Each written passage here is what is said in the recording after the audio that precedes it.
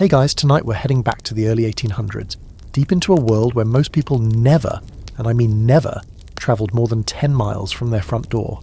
That's right, 10 miles, a 2-hour walk if you're feeling spry, or maybe a bumpy, wheel-cracking journey by wagon, if you're lucky enough to own one and not get swallowed by a mud rut. This isn't some abstract statistic. It was life for nearly everyone. You probably won't survive this reality check if you're even mildly addicted to GPS or same-day delivery. So before you get comfortable, take a moment to like the video and subscribe, but only if you genuinely enjoy what I do here.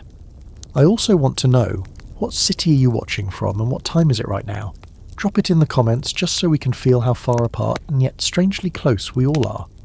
Now, dim the lights, maybe turn on a fan for that soft background hum, and let's ease into tonight's journey together. Okay, imagine this. You're standing on a dusty wooden porch in rural Ohio. The year is 1803, your boots are crusted with dried manure. There's a general store down the road, a church 2 miles west, and your cousin's cabin a solid day's hike through thick woods and mischief. Beyond that, an infinite realm of mystery and hearsay. You don't go places, you hear about them. Travel isn't just rare, it's nearly mythological. And it's not because people were lazy, they were just rooted. For context, 10 miles isn't even the length of some people's modern commutes to work. But back then, that was your whole radius. 10 miles wasn't a limitation you complained about. It was the boundary of your known universe. Like your ancestors had drawn a circle around your life and whispered, "Stay inside." Part of this came down to sheer geography. America in the early 1800s was still a rough, untamed sprawl of forests, hills, rivers and swampland. The land hadn't been bulldozed and gridded. Roads weren't real roads yet. Most were little more than widened deer trails, choked with roots and gaping potholes. A rainstorm could turn your entire street into a sucking bog. If your wagon broke an axle, and it would, your journey didn't just get delayed. It might end right there. You'd unhitch the horse, drag your sorry self home, and tell your neighbours the world simply wasn't meant to be travelled. Horses were helpful, sure, but let's not romanticise them. They were expensive, high maintenance and frustratingly mortal. One bad fall or hoof injury, and your only mode of travel turned into a financial crisis, and you still had to feed them, which meant you had to work more, which meant you really couldn't afford to go gallivanting off to the next county just for fun. Travel wasn't leisure, it was labour. And because people didn't move around much, towns took on this self-contained, bubble-like feel. You knew everyone, and everyone knew you. The blacksmith wasn't just the blacksmith, he was also the guy who married your sister's best friend's cousin. The storekeeper knew your mother's molasses pie recipe. The preacher might also double as the town's only dentist. Your social web was hyperlocal and deeply intertwined, which meant, honestly, you didn't need to leave. Everything you understood, your economy, your community, your gossip, was packed into this neat 10-mile radius. Also, it's worth noting there were no good maps, zero GPS, and most folks were not trained cartographers. If you did decide to journey beyond your comfort zone, you basically relied on word of mouth. Go past the big oak with the lightning scar, turn left at the creek that smells like onions, then follow the trail until you see a fence made of bones. That's not directions, that's a fairy tale quest. Even in more settled parts of the East Coast, roads weren't standardised, and signage was either non-existent or hilariously vague. You might ride for hours and realise you're in a completely wrong town. Or worse, you've just looped back home and didn't recognise it from the backside. And let's not forget the looming dread of stranger danger. The further you got from your town, the more you morphed into a suspicious outsider. Communities were tight-knit, and outsiders were met with raised eyebrows or locked doors. In fact, simply being on the road could get you labelled a vagrant or thief, depending on your clothes and facial hair situation. Still, every now and then someone would leave, not for fun, but because they had to. A dying aunt, a land dispute, a barn raising. And when they returned, the stories they told took on an almost mythical quality. You'd gather around the fire, eyes wide, listening to how the neighbouring village had 2 blacksmiths and something called a coffee house. Minds blown. Here's your historical nugget of the night. In 1800, over 90% of Americans lived in rural areas. Cities were barely beginning to grow, and even the largest, Philadelphia, New York, had populations you could fit inside a modern football stadium. That means the overwhelming majority of people were not only stationary, they were surrounded by other stationary people, which reinforced the whole "why go anywhere" mindset. Now, here's your quirky tidbit. There were entire families who marked the passage of time not by birthdays or holidays, but by who had walked as far as the county line. That was bragging rights. Uncle Jed made it to the next town and lived to tell about it was practically the family epic. And for your open scholarly debate, some historians argue that this stationary lifestyle made for tighter, more resilient communities, while others insist it bred insularity and suspicion of the outside world. Was it peaceful cohesion, or just a soft prison? The answer's blurry and honestly, probably a little of both. But one thing's for sure, mobility wasn't just a question of can you, it was also a question of should you. And 9 times out of 10 the answer was absolutely not. You've got chores to do. Word count, 1079. Let's talk about roads, or more specifically the depressing wheel-snapping mess that passed for them in early 1800s America. Because even if your heart was full of wanderlust, your feet, or your wagon wheels, had very different opinions. Picture this, a so-called road that's basically a narrow dirt path carved by hooves and hopes, running through endless trees, occasionally disappearing entirely into a muddy creek bed or getting swallowed by underbrush. There were no shoulders, no paving stones, and absolutely no guarantees you'd reach your destination with your limbs, or your dignity, intact. These roads weren't built by centralised planning or a handy Department of Transportation. They were carved haphazardly, often by the wagons themselves, one rutted groove at a time. Some of them followed old Native American trails, which worked well on foot but weren't exactly suited for oxen-pulled carts and heavy iron stoves bouncing in the back. And when it rained, which it did constantly in some regions, the whole thing turned into a slop of clay and puddles that could suck your boots off. Wagons tipped, wheels splintered, horses panicked, travellers cursed the heavens and vowed never to leave home again. And even if the weather was decent, let's not pretend it helped much. The summer heat baked the roads into cracked, dusty ribbons that scorched your feet and blinded you with grit. Spring meant floods and swollen rivers with no bridges. Fall brought damp leaves and slippery slopes that liked to fling wagons sideways. Winter was just don't. No one travelled in winter unless someone was dying or already dead. Now imagine you're on a wagon, not some cosy Oregon Trail fantasy, but a back-jarring, bone-clattering wooden box with no suspension. Your spine compresses with every jolt. The wheels creak like haunted house floorboards. There are no inns, no pit stops, and no guarantee someone will come looking for you if you vanish. Every journey felt a little bit like a gamble, the kind where you could win a new tool at the blacksmith, or lose a leg to frostbite. The cost of maintaining these wagons was no joke either. You didn't just go to the store for spare parts. You needed a wheelwright, a blacksmith, and a neighbour with strong arms and zero sense of self-preservation. Wooden wheels cracked, iron rims warped, axles snapped at the worst moments, and replacing a busted part could mean days of work or trade depending on how remote you were. Even horseback travel was far from glorious. Horses had to be shod regularly, fed constantly, and babied through every little injury. You couldn't just saddle up and disappear into the sunset. You had to consider terrain, weather, predators, and whether your horse was feeling particularly dramatic that day. One misplaced hoof, and you were stuck walking 10 miles back home, dragging a saddle, muttering about the stupidity of progress. This is why most communities didn't even try to build roads beyond the absolute essentials. They made just enough path to connect homes to town centres, farms to markets, and sometimes towns to each other, if there was a compelling reason. Beyond that, you were on your own. Or worse, you were blazing your own trail through thorn bushes and uneven hills with a machete and a prayer. Here's your historical fact for tonight. The National Road, the first federally funded highway, didn't start construction until 1811.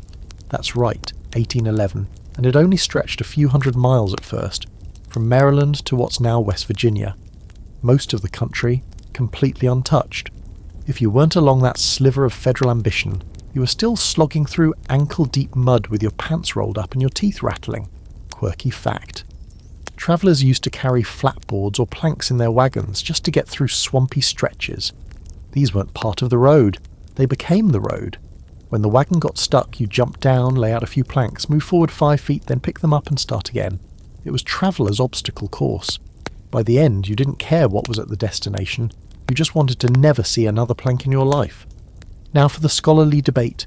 Some historians argue that America's slow infrastructure development was a deliberate strategy, meant to keep expansion under control and communities self-reliant. Others believe it was just chaos, too much land, not enough government, and zero unified planning. Whichever it was, the result was the same. Most roads were heartbreak in a dirt disguise. The side effect of all this misery? People just stopped bothering. Why risk breaking your cart, your horse, or your leg just to visit your aunt 3 towns over when you could just wait for her to send a letter? A letter that would take a month, sure, but it still beat wrestling with wheel grease and quicksand. People quickly learned that the 10-mile radius around their home wasn't just a convenience. It was a survival zone. Step beyond it, and you risked entering a chaos realm where the rules stopped applying and your neighbours wouldn't hear your screams. And so the local road became more than a trail. It became a mental border. You didn't cross it unless you had to. And even then, you asked 3 different people if it was worth it. Because everyone had a story about a guy who went just a few miles out and ended up coming back 3 days later with a limp, a fever, and something growling in his travel bag. The funny thing is, even when roads were improved, people were slow to trust them. Like someone who's been burned by a bad haircut, rural communities took a long time to warm up to the idea that travel could be more than a punishment. It took decades of investment, trial and error, and a few brave or just very bored travellers to convince folks that maybe the world beyond the ridge wasn't out to kill them. So next time you curse a pothole or grumble about traffic, just remember, your great-great-great-grandparents were out there dragging wagons over literal tree roots, wondering if it was even worth the effort to visit a neighbour with extra eggs. Word count. So, maybe you're thinking, okay, the roads were garbage, but what about horses? Didn't everyone just hop on a trusty steed and trot off into the sunset? Oh, my sweet summer child. Let's pull back the curtain on the romanticised horse life of the 1800s, because spoiler alert, horses were expensive, stubborn, and very good at dying when you needed them most. Owning one wasn't like owning a bike, it was like owning a small, fragile, unpredictable machine that needed daily maintenance, constant fuel, and had the personality of a moody teenager. First off, let's talk cash. A good horse in the early 1800s could cost anywhere from $50 to $200, which, adjusted for today, lands somewhere in the territory of thousands of dollars. That's if you wanted one that wasn't lame, blind, or a seasoned escape artist. And let's say you somehow scraped together the money. Guess what? You're still on the hook for feeding it every single day, no matter the season, no matter how tight your corn yield was that year. Hay, oats, pasture, none of it was free, and a hungry horse could eat you right into debt. And don't get me started on gear. Saddles, bridles, horseshoes, grooming tools, and that's before you start thinking about a wagon or cart to hook it up to. Even if you didn't own a full buggy, you probably needed a basic harness setup just to haul anything worth bringing. Every trip became a game of what can I afford to break today? And spoiler, it was always something. But hey, let's say you've got a decent horse and the gear to ride. You're still dealing with an animal that spooks at loud noises, refuses to cross certain rivers for mysterious horse reasons, and might step in a hole and snap a leg 10 miles from home. Horses, while useful, were not invincible. They were living, breathing obstacles as much as they were transportation. And don't forget, most households didn't have extra horses just lying around. If your one ride got sick or injured, that was it. You were grounded. And no, you couldn't just borrow one from the neighbour. Their horse was already busy hauling firewood, or pulling a plough, or acting as the family's most prized possession. In many towns, a healthy horse was more valuable than half the people. Here's your historical fact for the night. By 1850, horse ownership wasn't even universal among rural families. It was common, sure, but not guaranteed. Many poor families shared a horse between several households, or relied entirely on oxen, slower, dumber, and even less fun to ride. So while the image of a lone rider galloping down a country lane is seared into pop culture, the average person was far more likely to be walking. Yep, shoes full of dust, boots slapping through mud, calves screaming. And here's a quirky little truth bomb. Horses had schedules. They couldn't be ridden endlessly. After a few hours of hard riding or pulling, they had to rest, eat and drink, or you risked colic, lameness, or death. So if your plan was to make a quick 20-mile round trip in one day, you had better pack grain, time for breaks, and a very good reason for pushing your horse that hard. Otherwise, you'd return on foot with your saddle in one hand and shame in the other. That leads us to another quiet reality. Travel was rarely impulsive. You didn't wake up and say, "Let's go to town." No, you planned. You checked the sky, asked your neighbours if the trails were clear, and prayed your horse hadn't kicked through the stall overnight. It was less about wanderlust and more about logistics. Is it worth the feed? Do I have shoes that won't fall apart? What if the Johnson's dog bites me again halfway there? Now for a fun scholarly wrinkle, there's a low-grade historical debate about whether horse culture actually limited mobility more than it enabled it. Think about it. Once communities became reliant on animals for transportation, those without them got left behind. Suddenly walking was seen as a sign of poverty, and the social pressure to own and maintain a horse grew, even when it wasn't practical. Some historians argue this reinforced class divides and actually made long-distance travel even more unattainable for the lower rungs of society. Plus, let's be real, not everyone liked riding. Horses can be skittish, uncomfortable, and prone to wandering off if you sneeze wrong. Saddles weren't always padded, riders got bruised, inner thighs took a beating. And in the colder months, you were freezing your fingers off trying to hold onto icy reins while praying your horse didn't slip on a frosty patch and roll both of you into a ditch. This wasn't travel, it was an endurance sport with hooves. And so, most people defaulted to the same conclusion. Why bother?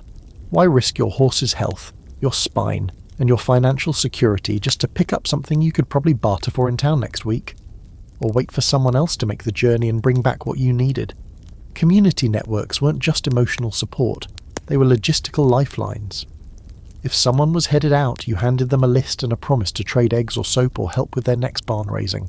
Travel became delegated, and when people did make the trek, you'd better believe it was an event. Neighbours waved, kids ran alongside, someone might even give you a slice of cornbread to send you off. Going to town was a whole day affair, complete with layers of preparation and post-trip storytelling. You didn't just arrive, you returned with tales of what the storekeeper said, who you saw, and what new tools were hanging in the blacksmith's window. News travelled by mouth, one saddle-sore messenger at a time. So while horses might seem like a ticket to freedom, in reality they were just one more thing that tied you down, another fragile thread in the web of rural survival. And when they faltered, everything else did too. Let's shift the view for a second, not from the trail but from your kitchen window. Because for most folks in the early 1800s America, the world wasn't out there somewhere past the tree line. It was right here, in the creaking floorboards beneath your feet, the smoke curling out of your neighbour's chimney, the chickens pecking at your doorstep. Travel? That was something for merchants, soldiers, or people with suspicious motives. You? You had a whole life within walking distance, and it was busier and heavier than you might think. Your town, or more likely your settlement, was more than just a collection of houses. It was your market, your church, your courthouse, your entertainment, your everything. If someone disappeared for more than a few days, people talked. If you missed a Sunday at church, you'd better be sick or dead. The rhythm of your life pulsed in time with your neighbours. Every morning started with shared noises, roosters crowing, iron banging in the smithy, milk pails clinking in the distance. You didn't need to go anywhere to be involved. The town came to you. This was partly by design and partly by necessity. Most communities were laid out to be self-sufficient. If you needed shoes, there was a cobbler. If you needed flour, there was a miller. And if you needed advice, gossip, or help moving a stubborn ox, there were 10 neighbours within shouting distance who would show up, often uninvited, often with opinions. You couldn't hide in a crowd. You were the crowd. Everyone had a function, and stepping away from that, even temporarily, left a hole. You may not have had much privacy, but you had a place. And in an era when life was uncertain and everything from the weather to your teeth could betray you, having a place, knowing your place, was power. Here's your historical fact for the night. Over 80% of Americans in the early 1800s lived in towns or small agricultural communities with fewer than 2,500 people. Many of these weren't even formally incorporated. They were clusters of cabins, barns, and one-room schoolhouses that often shared a single name, sometimes unofficially, usually something folksy like Pumpkin Hollow or Miller's Fork. Now here's the quirky bit. People often gave directions based on people, not geography. Want to visit someone? You were told to go past where old Tom's barn burned down, then turn left where the Jenkins boy got struck by lightning. It worked, if you'd lived there long enough to know what that meant. Outsiders, Good luck. In a world where most news was local and every house you passed had a backstory, the idea of leaving your town wasn't just inconvenient, it was unthinkable. Even if you had the means to go further, why would you? Your cousins were here. Your future spouse might be 3 houses over. The preacher knew your birthday, and the storekeeper knew your preference for molasses over sugar. It was a tight circle. Sometimes claustrophobic, yes, but also deeply stabilising. This setup bred a kind of unspoken rule. Everything you need is right here. Going further made you look dissatisfied, even suspicious. What's he running from, they might whisper. What kind of decent man needs to see what's on the other side of the valley? The default was to stay, to build, to dig in, not move on. There's a scholarly debate that ripples through this idea, whether this hyperlocalism was culturally learned or economically forced. Was it that people wanted to stay put, or that their poverty and social expectations made it feel like the only choice? Some argue that American rural culture valued rootedness so deeply that it became a sort of moral compass. Others say that's just romanticism, that people didn't stay because they loved it, but because they lacked the means to leave. Either way, the effect was the same. Generations lived and died within a few miles of each other. Family trees were more like vines intertwining across fences and merging through marriage. You didn't date someone from the next town over unless you had nerves of steel and a reliable ride. So what did daily life look like inside this 10-mile orbit? You got up with the sun. You worked, sometimes on your land, sometimes on someone else's. You went to church, you went to the market, and you kept track of whose cow wandered off this time. You marked the seasons by harvests and funerals. The town's events were your events. Births, barn raisings, dances, storms. You lived inside a shared story, and stepping outside of it meant missing chapters you could never get back. Children rarely knew more than a few paths. Home, schoolhouse, pasture, and back again. If a teen got bold and ventured beyond the known map, say, to a distant cousin's farm, they were treated like adventurers. And when they came back, everyone wanted to know what the creek looked like this time of year. Had the McCullers painted their shutters yet? Was that strange scarecrow still standing on the ridge? News didn't travel fast, but when it did, it was devoured. A man from out of town would draw a crowd in seconds, not because he was flashy, but because he represented out there. He'd speak and people would lean in, hungry for stories. What were they planting in Tennessee? Did they still boil sap the same way up north? Any new tools? Any new ideas? And then he'd leave, and the town would snap back into itself. Safe. Predictable. Yours. Mobility in this setting wasn't just inconvenient, it felt unnatural. You weren't raised to think in terms of distant places. You were raised to think in terms of your place. Your home wasn't just your shelter. It was the anchor that kept your community from drifting. So yeah, maybe your world was only 10 miles wide. But within those 10 miles, you had a universe. Complex, demanding, noisy, and vividly alive. You've got your town, your horse, maybe. You're familiar with the maze of pothole roads, and you've made peace with never seeing a mountain unless it happens to roll into your field. But let's say you do want to travel. You're ready. You're motivated. There's just one small problem. You don't actually know where anything is, or how to get there, or whether it's even still there anymore.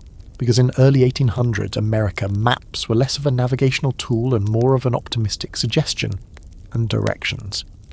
Well, those depended entirely on who you were asking and how many teeth they had left.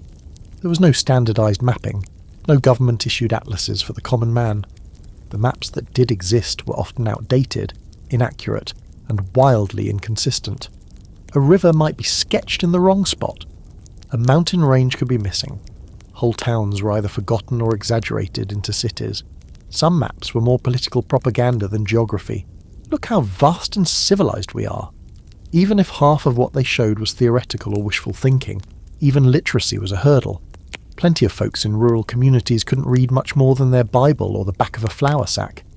Handing them a map full of squiggles and directional lines was like giving a crossword puzzle to a goat, and even the literate ones often struggled to interpret the inconsistent scales and symbols. So most travel relied on spoken directions, usually delivered by someone who'd made the journey once 30 years ago and never forgot the exact number of fence posts they passed. Want to reach a neighbouring town? You'd hear something like, head west till you see the rock shaped like a pig's snout, then turn right at the tree that leans funny. You'll pass the place where the Jackson barn burned down. Unless they rebuilt it, then I don't know. Helpful, right? These were local legends disguised as directions, and if a storm had knocked over the pig-snouted rock or the leaning tree, you were out of luck. You'd walk for hours, maybe days, with no idea if you were lost or just not yet there. And forget signage. Signposts were rare, often vandalised, or just flat out wrong. Town names weren't always official, and the same place could be called 3 different things depending on which family had settled it first. You might be trying to reach New Hope, only to learn halfway through your journey that locals insist on calling it Mill Ford, because that's what Old Man Jasper called it when he set up his mill, and no one sees any need to change now. Here's your historical fact. The first mass-produced, commercially available American road maps didn't appear until the late 19th century, decades after the period we're talking about. Until then, maps were expensive, often hand-drawn, and generally tailored for merchants, explorers, or the military. Average citizens either couldn't afford them, didn't trust them, or didn't see the point of having one when they never planned to go anywhere further than the next hill. And now for something quirky. One of the most trusted ways to get accurate directions back then wasn't from another adult. It was from children. Yep. Kids often knew the back trails, shortcuts, and weird little markers adults didn't bother with. If you were lucky, a local kid might even guide you halfway there, usually barefoot, always fast, and expect nothing more than a sweet, a copper penny, or the honour of being talked about for the rest of the week. But back to the chaos. If you managed to collect multiple sets of directions from different people, they almost never agreed. One person would say the river forked left, another swore it didn't. Someone might mention a shortcut through the woods, while another would say, only if you want to be chased by a bear or ghosts, or ghost bears. It was like assembling a puzzle, without knowing if all the pieces even came from the same picture. There's an ongoing scholarly debate about how much this lack of formal navigation limited rural development. Some argue it kept communities isolated and economically stagnant. Others say it preserved tight-knit social structures and forced local problem-solving to flourish. Either way, it's hard to ignore that not knowing how to leave your town made it much easier to justify staying put. Travellers had to rely heavily on memory. Not just their own, but generational memory. My grandfather said to follow the old ridge trail. He used it during the war. But maybe that trail had eroded, or trees had grown over it, or a beaver had built an empire across the main crossing. Still, you'd try it. Because when that's the only mental GPS you've got, you make do. Or you don't, and you turn around. Even the concept of direction was different. Compass directions existed, sure, but most folks oriented themselves by landmarks, not north-south nonsense. You went over the hill and past the big elm, not east-northeast for 1.7 miles. Your sense of space was emotional and visual. You recognised a route, you didn't measure it, which worked, until everything started to look the same. And let's not forget, you couldn't exactly phone ahead to check if your destination still existed. Towns came and went. A village might vanish after a bad harvest, a flood, or a local scandal. By the time you arrived, the town might be deserted, renamed, or folded into another. You'd stand there blinking at an empty patch of grass, wondering if you'd imagined the whole thing. So what did most people do? They stayed home. They asked returning travellers for updates. They pieced together mental maps over years, often without ever verifying them. One wrong turn could cost you time, money, your horse, or your life. And with all that risk, for what? To visit a place where no one knew your name and you might have to sleep in a barn. So yeah, maps and directions weren't just inconvenient. They were a barrier. One more soft wall keeping your world small and your feet planted. Let's rewind to the early 1800s and ask a simple question. What if you really wanted to go somewhere far, like a city, or another state, or just a county over, and you had the horse, the food, and even a suspiciously accurate mental map? What if you were ready to break the 10-mile curse? Well, unless you were part of the lucky sliver of society living near one of the few early rail lines, which, let's be clear, you almost definitely weren't, you were out of luck. Because in this chapter of American history, trains were still in the maybe someday category for most people. Not the chugging, whistle-blowing freedom machines we love to romanticize. Railroads did exist, technically. But in the early decades of the 1800s, they were little more than prototypes. Short, disconnected stretches of track, mostly hugging the East Coast. They were for freight, not people. And even when passenger service started creeping in, the average citizen wouldn't have access for years, sometimes decades. So when we talk about 1800s America, most people weren't hopping onto a train for a quick getaway. They were watching from very far away as progress chugged past, literally. Here's a historical fact to pin it down. The first steam locomotive in the US, the Stourbridge Lion, made its debut in 1829, and even then it wasn't part of a functioning network. The Baltimore and Ohio Railroad, one of the first major lines, started construction in 1828, but only connected a few dozen miles at first. So unless you lived in Baltimore, Philadelphia, or one of a handful of cities near the coast, trains were a newspaper curiosity, not a transportation option. For rural Americans, trains were like air travel is today for isolated villages. You'd heard of it, maybe seen drawings, but it didn't affect your life. The iron rails hadn't come close to your town yet, and even if they did, they'd probably pass by rather than stop. You might see a locomotive once in your lifetime from a hill as smoke curled over the trees, and then it'd be gone, a ghost of the industrial age, while you returned to your chores. Even those who did live near an early train station didn't always trust it. Imagine seeing, for the first time, a giant, smoke-belching monster screaming across the landscape at a mind-blowing 15 miles an hour. That was faster than your horse on a good day, and it ran on fire. Fire! The noise alone scared livestock, set off rumours of devilry, and caused more than a few heated debates about whether the human body was meant to move that fast. Quirky fact time. Early passengers were genuinely warned that going faster than 20 miles an hour might cause physical or mental damage. There were pamphlets and news articles speculating that high-speed train travel could rattle your brain loose or scramble your internal organs. So even when trains became available, some folks avoided them, like they might avoid, say, jumping off a barn roof for fun. Which is to say, they didn't trust it. Not yet. Now for the scholarly debate of the hour. Historians go back and forth on how quickly the railroad revolution truly reached the average American. Some argue that by the 1840s and 50s, enough lines had stretched inland to connect even remote regions. Others point out that just because the track existed didn't mean it was useful. Trains were expensive to ride, often unreliable, and mostly served freight interests. Plus, the routes prioritised commerce, coal, cotton, timber, not human wanderlust. You could live 2 counties over from a rail line and never ride it in your life. But even if the train had been an option, it wasn't just about technology, it was about mindset. Travel was still so tightly associated with necessity or desperation that the idea of taking a train just to see something new would have felt absurd. You had to justify the journey. There had to be a reason, a land sale, a court appearance, a dying relative. Nobody spent money on tickets to go look at trees, and, importantly, trains didn't make every other kind of travel easier. If anything, they made the contrast worse. Imagine living your whole life trudging through muck and ruts, and then you hear about a magic fire carriage that can take people to New York in a day, but not you. You're still walking behind a mule because the nearest depot is 70 miles away and you can't afford the fare anyway. That's not opportunity, that's just salt in the wound. Also, trains didn't go everywhere, and they certainly didn't go often. Early train schedules were sketchy at best. Delays were constant. There was no standardised time system yet. Yep, railroad time wouldn't be standardised until later in the century, so different towns had different clocks, and nobody knew what time anything was actually supposed to happen. You could miss your train just by standing in the wrong town square when the whistle blew.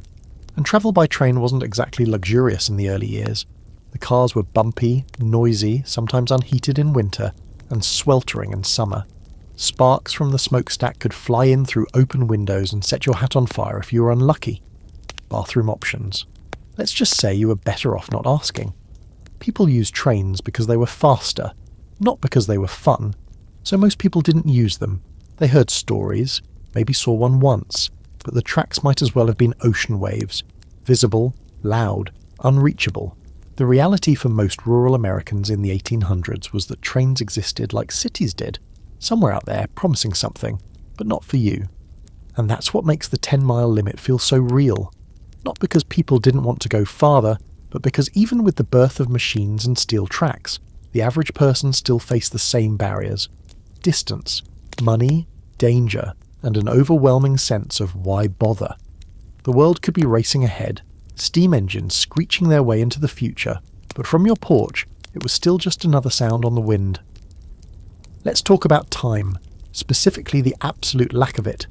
Because if you were a working-class American in the early 1800s, the idea of taking a few days off to travel wasn't just unlikely. It was laughable. There was no PTO, no concept of vacation and weekends. Those were a fantasy not yet invented. Most people worked 6 to 6 and 6 days a week, with Sunday as the lone reprieve, and even that was mostly spent in church, followed by chores that had piled up while you were pretending to rest.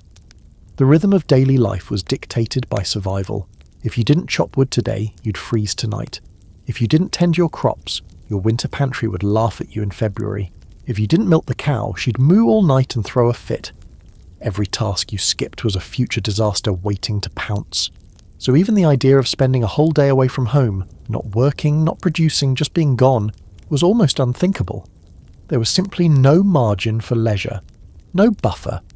Let's say you were a farmer. Your crops didn't care that you were bored. Your livestock didn't understand wanderlust. A field doesn't take a break so you can go visit your cousin 3 towns over. And if you did leave, that meant someone else had to pick up your slack. Usually a family member, often a child. So a trip wasn't just a personal sacrifice. It was a burden you handed off to someone else.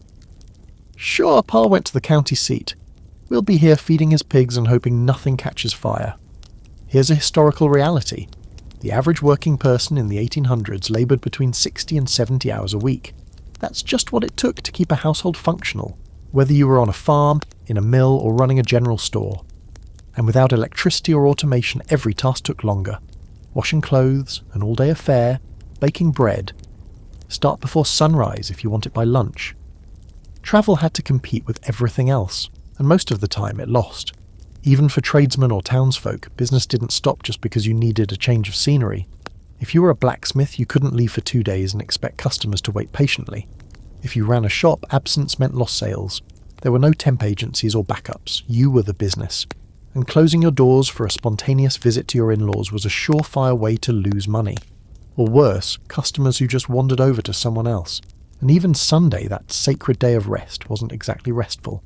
Sure, people went to church, sat still for a few hours, maybe shared a meal with neighbours afterward, but then it was back to chores. Clothes had to be mended, tools sharpened, supplies prepared for Monday. Rest meant you didn't dig holes all day. It didn't mean you could go sightseeing. Here's your quirky fact of the night. Some religious sects even frowned on Sunday travel, believing it was disrespectful to God's day of rest. If you were seen on the road Sunday morning with a saddlebag instead of a Bible, you might get some serious side-eye, or worse, a stern talking to from the pastor the next week. Travel wasn't just inconvenient. Sometimes it was morally suspicious. Now here's the scholarly wrinkle. Historians argue about whether people wanted to travel and just couldn't, or whether their cultural norms genuinely discouraged the impulse. Some say the intense work schedules of the time created a kind of psychological home gravity, where people didn't even dream of leaving because they couldn't afford to imagine it. Others suggest people had wanderlust, but it was expressed in tiny local ways, like walking to the edge of their known land, or visiting the next farm over for a sing-along, and calling that an adventure. Even in communities where festivals or market days were held, people didn't go for fun. They went to trade, to buy necessities, to hear town news. Yes, there was sometimes music or dancing, but no one packed up and said, "I'm taking a long weekend for self-care." That concept would have sounded like a bad joke told by a man who didn't have firewood stacked for winter. Time off was a luxury reserved for the wealthy or the sick. And the irony is, sometimes you had to get sick to get a break. People would secretly relish the rare, mild illness that allowed them to stay in bed for a day or two without guilt. That's how rough the schedule was. You needed a fever just to take a breath. And it wasn't just physical time either. There was a kind of mental weight to stepping away. If you left your farm untended, or your shop unsupervised, there was no insurance, no backup plan, no government safety net. A storm, a thief, a spark. Any of these could turn a brief absence into ruin. So even if you had the time, you didn't have the freedom. Your responsibilities had you by the collar, always. Even single people without children weren't exempt. They still had to pull their weight in family units or communities. Young men worked to support their parents or siblings. Young women were often caretakers, seamstresses, or field hands. Free time was the domain of fiction, possibly invented by someone who'd never lived in a log cabin with 12 mouths to feed and no running water. That's why most trips were tacked onto work.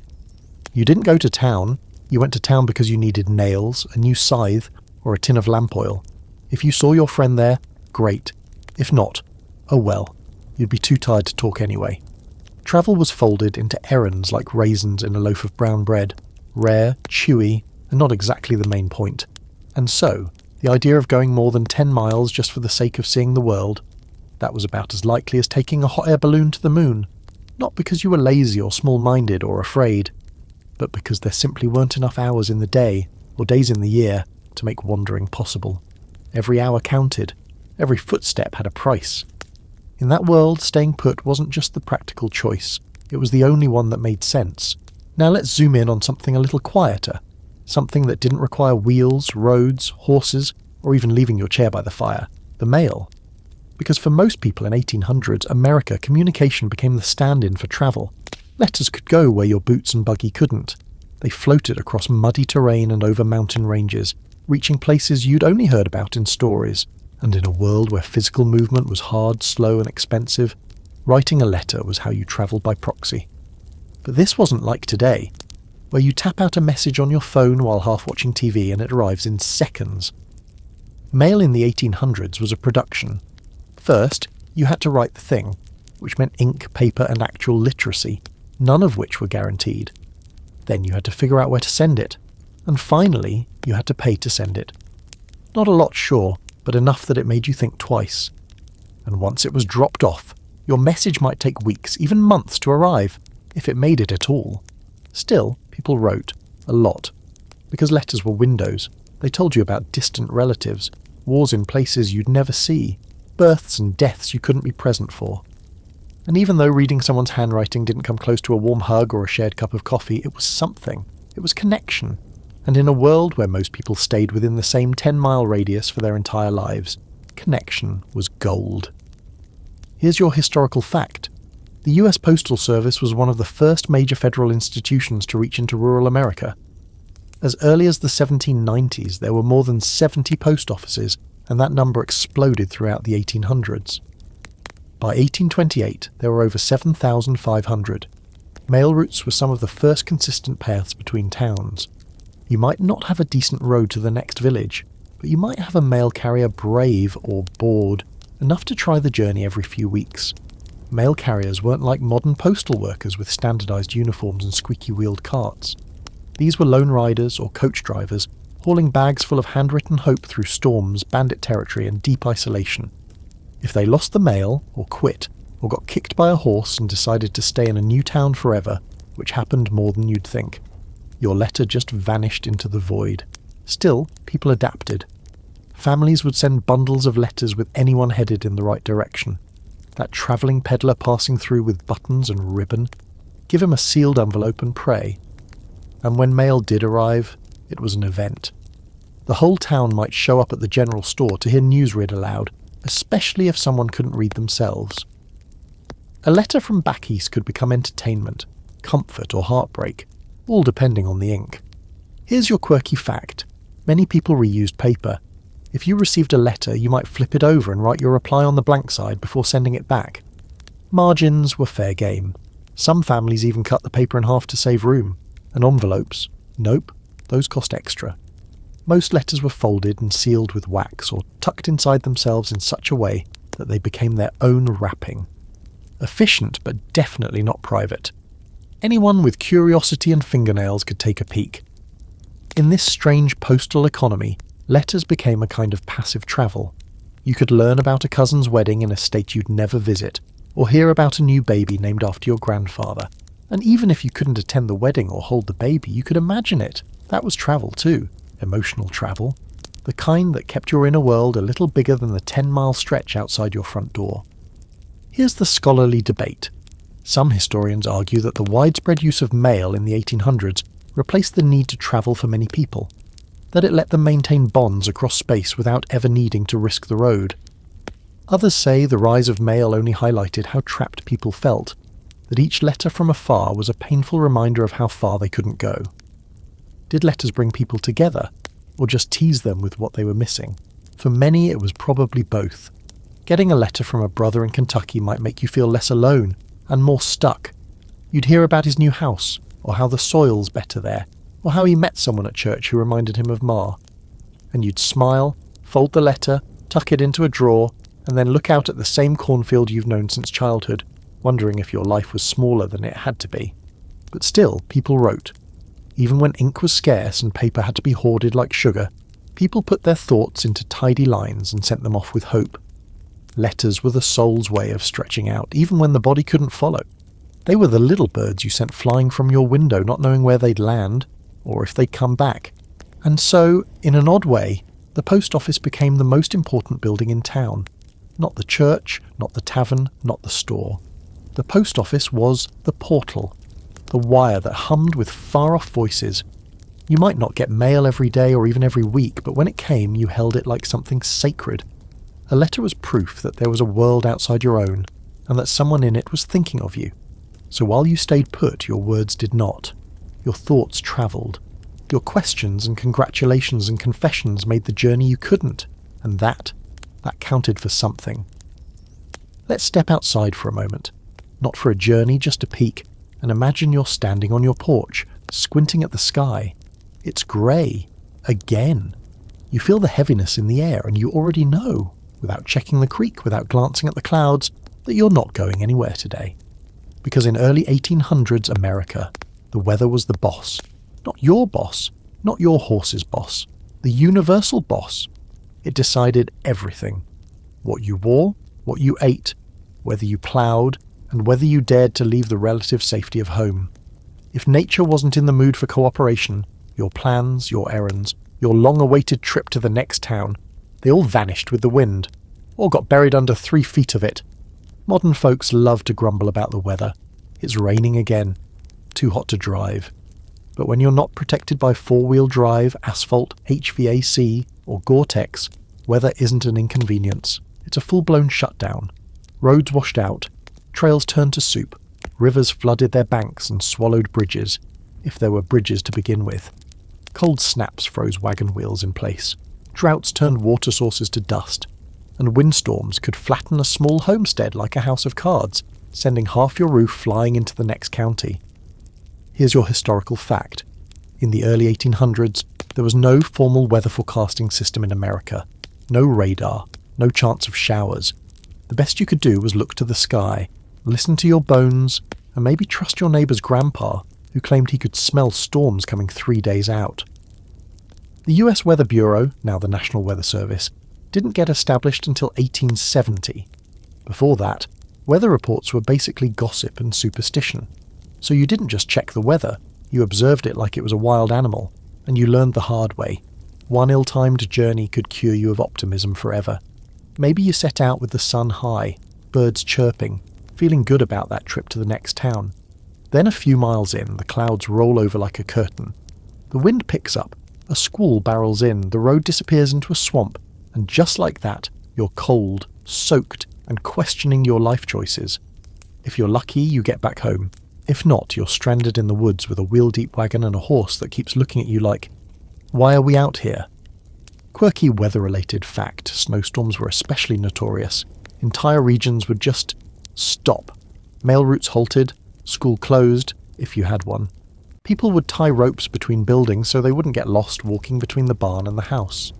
And if you got caught in a blizzard mid-journey, you didn't hunker down in a roadside inn with cocoa. You built a windbreak out of your coat and prayed your horse didn't lie down and die on you.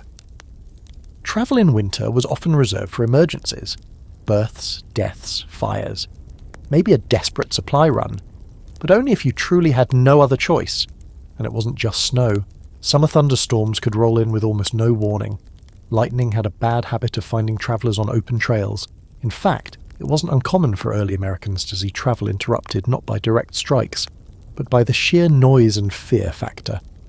A good thunderclap could startle a horse right into a ditch, or send your oxen bolting through your own cornfield, dragging your wagon like a runaway plough. Then there was the heat. Long, miserable stretches of summer heat that made travel feel like punishment. Roads turned to dust bowls, water ran low, leather cracked, horses laboured under the weight of wagons, and you'd find yourself measuring shade instead of distance. 3 more trees, then we rest, you'd say, like a man crawling through a desert with a half-melted compass. Weather was also deeply regional. A route might be perfectly dry in one county and completely impassable just 10 miles further. This made planning longer trips near impossible, unless you had real-time updates, which, of course, you didn't. Travellers depended on rumours, passed along by neighbours or peddlers. I heard the river's still high. They say the mountain pass has snow all the way down. Whether those were true didn't matter much. They were often enough to deter a trip entirely. Here's the scholarly debate. Some researchers argue that weather had a shaping effect on regional identity. Isolated by storms or seasonal patterns, communities developed distinct customs, accents, even building styles suited to their climate. Others say that's overstated, that people adapted quickly and weren't as cut off as we like to think. But when you read old diaries and journals, there's one constant refrain. The weather kept us home. And that phrase says everything. The weather didn't just inconvenience, it commanded. It reminded you that nature wasn't tamed, that the world outside your doorstep wasn't yours to control. You could plough and plant, chop and build, but if the clouds decided to park over your valley for a week, you'd be right there too, stuck like a cow in the mud, waiting for the sky to change its mind. This created a kind of collective patience, a seasonal rhythm that most people didn't fight. They worked around it. Spring was for planting, summer for sweating, fall for scrambling to finish everything, and winter for surviving. You didn't plan a big journey in November. You didn't expect to visit family in March. You moved when the sky said okay and not a day before. And over time, that trained people into immobility. You didn't just happen to live 10 miles from everything. You were shaped by that bubble, and every storm reinforced its borders. You knew the safe trails. You knew which hills flooded. You knew which grove to avoid in high wind. Beyond that, chaos, guesswork, danger, so you stayed put. Not because you were scared, but because you'd seen what happened to people who weren't. Let's take a moment to appreciate one of the most under-discussed and frankly terrifying reasons people didn't stray far from home in early 1800s America. The wilderness. Not the poetic, Thoreau by a pond kind of wilderness. No, we're talking about the real deal, claws and teeth, eyes in the dark kind. The kind where if you stepped 1 foot too far off a familiar path you could vanish. Because lurking just beyond that 10-mile comfort zone was an untamed, often dangerous frontier. And it wasn't just animals people feared. It was everything. The unknown, the unpredictable, the unmarked. But yes, let's start with the animals. Bears? Absolutely. Wolves? You bet. Mountain lions? Very much still a thing in many parts of the country. Rabid raccoons, venomous snakes, wild boars. There was a whole cast of woodland villains waiting to ruin your day. And remember, this isn't a nature hike with trail mix and bear spray. If you got attacked, there was no one to call. No ranger, no ambulance, no online forum to consult. Just you, maybe a hatchet, and the knowledge that if you bled out, your neighbours might never even find the body. And yet, the wilderness wasn't just dangerous because of predators. It was dangerous because of its vastness. The sheer emptiness of it. 1 minute you were following a rutted trail, the next you were standing in a grove of trees that all looked the same, spinning in circles like a dropped compass. Getting lost wasn't a freak accident. It was a regular occurrence. And unlike today, where your phone reroutes you or shows you a blue dot on a screen being lost in 1800s, America meant being actually lost, starving, cold, and praying someone finds you before something else does. Here's your historical fact. Even in relatively settled states like Pennsylvania or Kentucky, vast swathes of forest remained completely wild well into the 19th century. Settlers often built their homes on the edge of the woods, not because they loved the view, but because clearing forest land was hard, slow work. That meant even populated areas had pockets of wilderness nearby, places where the trees still ruled, where creeks had no bridges, and where maps simply showed a blank. Here's a quirky side note. Some travellers carried cowbells, not for livestock but for themselves. They'd ring them periodically while moving through dense forests so other members of their group, or potential rescuers, could locate them. It was the analogue version of a GPS ping, and honestly a pretty decent idea if you're wandering into the unknown with nothing but a musket and a questionable sense of direction. The real fear, though, wasn't always the animals or even the land. It was the stories, the reputation of the wilderness, local folklore in 1800s. America was brimming with tales of haunted hollows, bottomless swamps, and people who walked into the woods and never came out. Or worse, came out different. You don't grow up hearing those stories and then casually decide to take the long way through the forest because the main road's a bit muddy. Even if you were brave, or foolish, enough to make a journey through the wild, you had to plan like a soldier. Food, water, flint, rope, a knife, and the most important item of all, a strong will to live. People didn't just pack for convenience, they packed for survival. And even then, they sometimes didn't make it. There's an ongoing scholarly debate about whether these fears were mostly justified, or whether people in 1800s America were simply overcautious due to a lack of experience and information. Some argue that the real danger wasn't the wilderness itself, but people's lack of training in how to navigate and survive in it. Others say, nope, the wilderness was that dangerous, especially for individuals who were injured, sick, or travelling alone. Either way, the result was the same. Most people stayed near home, where they knew the land, knew the trails, and could call out for help if needed. Fear of getting lost wasn't a phobia, it was practical. Families often knew people who had disappeared while travelling. Maybe they slipped into a ravine. Maybe they drowned crossing a swollen river. Maybe they just got turned around. Distances were deceptive in thick forest or hilly terrain. What looked like a short ride on a hand-drawn map could take days in reality. And with no cell towers or mile markers, every step away from home was a step deeper into uncertainty. And even if nothing happened to you, the stress alone could be debilitating. The constant need to watch the trail, listen for strange noises, double-check your bearings, and fight through undergrowth, all while hungry, tired, and maybe a little paranoid, wore people down. The mental toll of wilderness travel was real. It's not a coincidence that so many rural folks in the 1800s referred to the woods as something that had to be conquered, not enjoyed. And then there were rivers, not the cute, babbling kind. We're talking about cold, fast-moving torrents with slippery banks and no bridges. If you didn't know a safe crossing, you were stuck. And sometimes, people thought they knew a safe crossing, until the current decided otherwise. Horses drowned, wagons overturned, entire families were swept away. The wilderness didn't need monsters. The terrain itself could do the job just fine. So over time, this fear hardened into habit. People didn't even question their boundaries. They just knew not to go too far, not to risk the deep woods, not to stray past the ridge unless they had to. That knowledge was passed down like heirloom furniture. Every generation inherited both the caution and the stories that reinforced it, and that, more than anything, shaped the 10-mile boundary. It wasn't drawn on a map. It was carved into memory, generation after generation choosing the safer, smaller path. Not because they lacked curiosity, but because they knew what was out there. Or worse, what might be. So imagine you actually did leave town. You brushed off the mud, convinced your cousin to lend you his half-lame horse, stuffed some jerky in a sack, and pointed yourself down the road to somewhere new. Congratulations, you're now officially suspicious.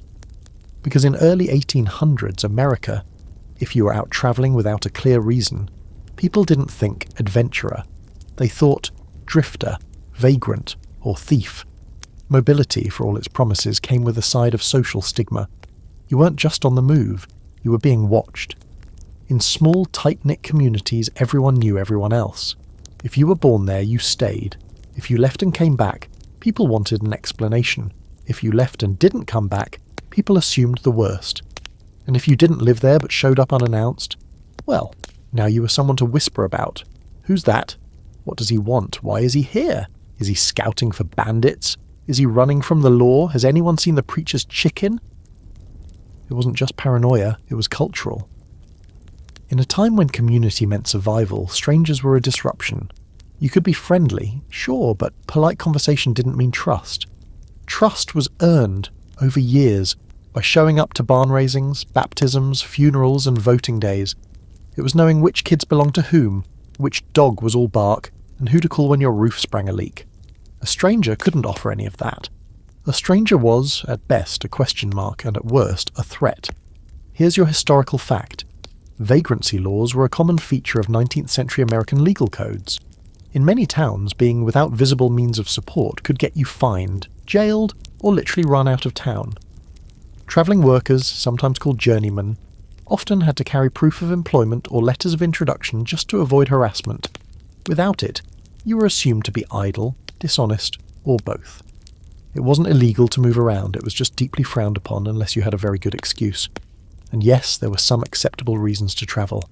You were on business, delivering goods, or part of the postal service. You were heading to a family wedding, or maybe a funeral. You were a preacher making the circuit. But even then, you were expected to act a certain way. Be modest, be deferential, don't stir the pot, definitely don't flirt with anyone's daughter. And for the love of all things holy, don't stay too long. Now here's the quirky bit. Some towns had unofficial tests for travellers. You'd be watched from behind curtains, given cold pie treatment at the tavern, served last, ignored by regulars. Some places had gatekeepers, unofficial busybodies who'd ask you questions just to hear your story and then run it through the town's social filter. He says he's from Indiana, but he couldn't name a single church in Marion. Probably lying. The funny and kind of tragic thing is that people who genuinely wanted to explore or learn about the world outside their town often kept it quiet. There wasn't really a language for wanderlust. Curiosity wasn't encouraged unless it was practical. You could be curious about farming techniques, sure. About new corn strains, maybe. But curious about other places? That made you look unsettled, restless. And in a culture obsessed with roots and stability, restless was dangerously close to untrustworthy. There's a scholarly debate, of course. Some historians suggest the fear of travellers was rooted more in economics than morality. A stranger could disrupt local labour markets, undercut prices, or steal resources. Others argue it was more about preserving social control.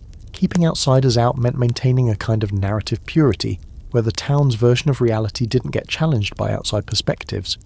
Whatever the reason, the result was the same. Travellers were tolerated but rarely welcomed. And that sense of suspicion wasn't limited to men. Women who travelled alone were seen as especially questionable. A woman on the road, without a male escort, scandalous at best, dangerous at worst. Maybe she was in trouble, maybe she was trouble. People speculated, judged and avoided. It didn't matter if she was educated or had a reason. Mobility and respectability simply didn't coexist for most women during that time. So what did all this mean in practice? It meant that most people stayed put not just because of physical hardship, but because of social risk. Even if you had the time, the horse, the weather, and a sturdy map, you still had to ask yourself, how will I be received when I get there? Will I be questioned? Will I be turned away? Will I come home with fewer friends than I left with? And if you were the one staying home, watching the road, seeing a stranger approach, you felt it too. That flicker of uncertainty, the instinct to protect what you know, to close the door, to pretend you didn't hear the knock. Because in early 1800s America, the world beyond your town wasn't just dangerous. It was complicated, filled with people you didn't understand, customs you didn't trust, and ideas you didn't necessarily want. So in the end, most people didn't travel. Not because they couldn't, not even because they were scared, but because to do so made them other. It made them the stranger. And that was a role no one wanted to play, especially in a world where your reputation was all you had, and one wrong impression could follow you for the rest of your life. Okay, so now you know the odds are stacked. The roads are bad, the horse is expensive, the weather's cruel, and if you leave town for no reason, people start whispering like you're an outlaw with a mysterious past. So when did people travel in the 1800s? When was it worth it to face the mud, the mileage, the judgment, and the risk of being mauled by an extremely confident raccoon? Simple. Weddings, funerals, and absolute necessity. If you travelled more than 10 miles from home, it was usually because someone was getting married, someone was getting buried, or someone was about to do one or the other if you didn't get there fast. Let's talk weddings first. These were one of the rare, sanctioned reasons to make the trek. Love, community, and the excuse to throw a party with 3 kinds of meat and 1 terrifying cider. Families would ride or walk for hours to attend a ceremony, and entire counties might show up if the bride's father was well liked or the groom had enough goats. Weddings weren't just social, they were social glue. You weren't just watching a couple make vows, you were strengthening ties between farms, families, and future favours. If your daughter married the miller's son 2 towns over, congratulations, your world just expanded by 5 miles, maybe even 10. And it wasn't just the event itself. The journey to the wedding was a production. You packed food, maybe a blanket if you were staying overnight, or passed out under a wagon, and you brought news from your town. Weddings were unofficial information exchanges. What's the crop yield over in Eastfield? Did the preacher really fall off his roof? Is the miller boy still single or what? These trips were rare, and people made the most of them. Funerals were similar, but heavier, obviously. When someone died, the distance barrier bent a little. Folks would walk 10 miles, or more, just to show respect. Not because it was easy, not because they were emotionally prepared to see a pine box in a candlelit cabin, but because in that world, community grief mattered. Shared loss held towns together. You showed up to a funeral because you knew, someday, others would walk to yours. Here's your historical fact. 19th century Americans took death very seriously. Mourning customs were elaborate. People wore black for months, sometimes years. Mirrors were covered, clocks stopped, and doorways draped in crepe. Travelling to a funeral was seen as a sacred duty, no matter the weather, no matter the road conditions. If your cousin died and you didn't show up, people noticed, and they didn't forget. Now here's something a little quirkier. Funerals were one of the few times women travelled more freely. Unlike weddings, which sometimes excused women from travel due to modesty, funerals often included entire families on the road. Mourning was communal, and even children came along. It was sad, yes, but also one of the few occasions when travel was seen as necessary. No questions asked. If you were heading to a funeral, nobody asked why. They just offered bread and warned you about the mud near the bridge. Outside of births, weddings and funerals, travel usually came down to necessity. A legal hearing, a land deal, a desperate supply run. Your cow died, and now you need another. Your brother fell off a roof and the only doctor who can set bones is 20 miles away. Your harvest failed and you heard there's a town upriver selling cheap corn. These weren't adventures, they were lifelines. Trips made with a purpose, and often with a tight, nervous grip on the reins. There's a scholarly debate about this kind of crisis travel. Some argue it helped knit communities together, that these rare, high-stakes journeys created a web of mutual dependency and goodwill. Others think the opposite, that travel during hardship exposed the fragility of rural life, the sheer isolation of it, that every long trip was a gamble between help and heartbreak. Either way, the pattern stands. People moved only when something pushed them, and even when they travelled, they didn't always go alone. Safety in numbers, sure, but also knowledge. Someone in your group knew the path. Someone else had a stronger wagon. One person could interpret the grumbling in the clouds. These were temporary caravans of caution, more fellowship than freedom. Strangers might band together for the journey, but once they reached the destination, the invisible walls went back up. Here's something no one talks about. Travel changed you. Not always dramatically, not like a movie montage, but subtly. You saw different trees. You heard a new dialect. You ate someone else's bread, and when you came home, even if you didn't say anything, you carried the distance with you. Sometimes it made you grateful, sometimes it made you restless, but it always left a mark. And then, of course, there were people who travelled because they had to, but didn't come back. Someone went to help a cousin build a house and ended up staying. Someone took a job escorting freight and disappeared into the next county's story. These were small migrations, but they happened. Sometimes a family would receive a letter. "I'm staying here. The land's good. Tell Ma I'm okay." Sometimes they wouldn't. The silence became the story. So yes, people did travel. But the reason had to be bigger than the fear, the mud, the cost, and the judgment. It had to mean something. It had to be love, loss, or survival. And if it wasn't one of those three, well, you probably stayed home. Because in 1800s, America, travel wasn't a right. It wasn't even a luxury. It was a statement, a risk, a story. And you only got so many of those. Let's not sugarcoat it. Travel in the 1800s could absolutely kill you. That sounds dramatic, sure, but it's not an exaggeration. Every journey, even a short one, came with the very real risk that you might not come back. And people knew this. It wasn't some vague background anxiety. It was a loud, looming part of the decision-making process. You didn't weigh whether a trip was fun or worth it. You asked yourself, if I die in a ditch halfway there, will someone find my body? And if they do, will they know who I am? It's wild to think about now. We hop in a car, catch a flight, order a rideshare from strangers. But back then, the idea of setting out alone, even 10 miles, had stakes. Real ones. You could freeze to death, starve, drown, be attacked by wild animals or wild humans. You could fall and break something and never be found. And yes, there were actual cases where that happened. People would disappear between towns and be discovered weeks later in a ravine or a creek bed. Sometimes not discovered at all. They just stopped being part of the story. Here's your historical fact. By the early 1800s, injuries from travel accidents were common enough that some families kept makeshift stretchers at home, planks and ropes, for when someone had to be hauled back from the road. Broken arms, twisted ankles, concussions from wagon flips. There were no safety rails, no seat belts, and definitely no reliable medical attention waiting at the end of your trip. If you got hurt on the way to town, you either crawled home or hoped a passing rider didn't assume you were a bandit. And not to get too grim, but let's talk disease. Travel exposed you to new people and new pathogens. You were more likely to catch something when you left your hometown. Cholera, dysentery, measles. Especially if you passed through a crowded inn or market. That fear wasn't baseless. Outbreaks spread along trade routes, not just among cities, but through any point of contact. If someone in the next town over was coughing blood, you'd hear about it, and that rumour was often enough to cancel any plans you had, even if those plans were necessary. The quirky fact. Travellers sometimes carried handwritten notes with their names, hometowns, and emergency contacts.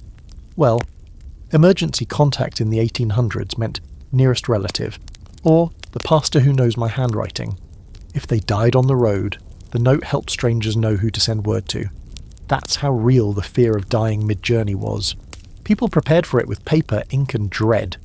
This wasn't limited to people travelling alone either. Even in groups, you weren't guaranteed safety. A wagon wheel breaks in the wrong spot, or your horse throws a shoe, and suddenly you're stranded in enemy terrain. Enemy being the weather, the terrain, or just the punishing silence of the woods. People told stories, true ones, about travellers who got caught in storms, were robbed, or never made it to their destination. These weren't tall tales, they were cautionary lessons. Don't travel in the rain, don't cross the bridge after dark, don't go alone. And here's the scholarly debate. Some researchers argue that the fear of death from travel was exaggerated, used by conservative elders to discourage risk and keep young people tethered to tradition. Others say the fear was absolutely grounded in reality, especially in remote regions with little infrastructure or law enforcement. Either way, it worked. Fear became a kind of boundary line. Step past it, and you weren't brave. You were reckless. Even animals weren't immune to the danger. Horses and oxen dropped dead from exhaustion or dehydration. Losing an animal mid-trip wasn't just heartbreaking. It could leave you stranded, hauling your wagon with nothing but human muscle and stubbornness. You'd hear about men walking 12 miles home with bleeding feet, cursing every choice they'd made that morning. And it wasn't just long journeys. Even a trip a few miles down the road to borrow a tool or visit a friend could go south fast. A twisted ankle while crossing a stream. A branch falling at just the wrong moment. A fever that struck suddenly while you were alone in the woods. In the absence of cell phones, hospitals, or even a guarantee someone would come looking, these small incidents could spiral into full-blown crises. That's why people left word when they travelled. I'm heading out to Martin's place, should be back by dusk. If dusk came and you weren't back, someone might come looking. Might. But even that depended on how reliable you were. Some folks made a habit of dawdling or taking odd routes, so they were given a wider grace window. Others, known for punctuality, triggered alarm bells if they were even an hour late. We like to romanticize the freedom of the frontier, the wide open spaces, the courage it took to move west. But for the average rural person in the early 1800s, going west might mean a half-day's ride, a whole day's walk, and that was considered a serious undertaking. The freedom we imagine, it was wrapped in risk, hemmed in by fear, and often only exercised under duress. So it's no surprise that most people stayed home, not because they were timid, but because they were smart. You weighed every trip against the very real possibility that you might not come back, and unless the reward was great enough, or the crisis pressing enough, you just didn't go. And that's the honest truth. The price of travel was sometimes your life. So let's say something goes wrong.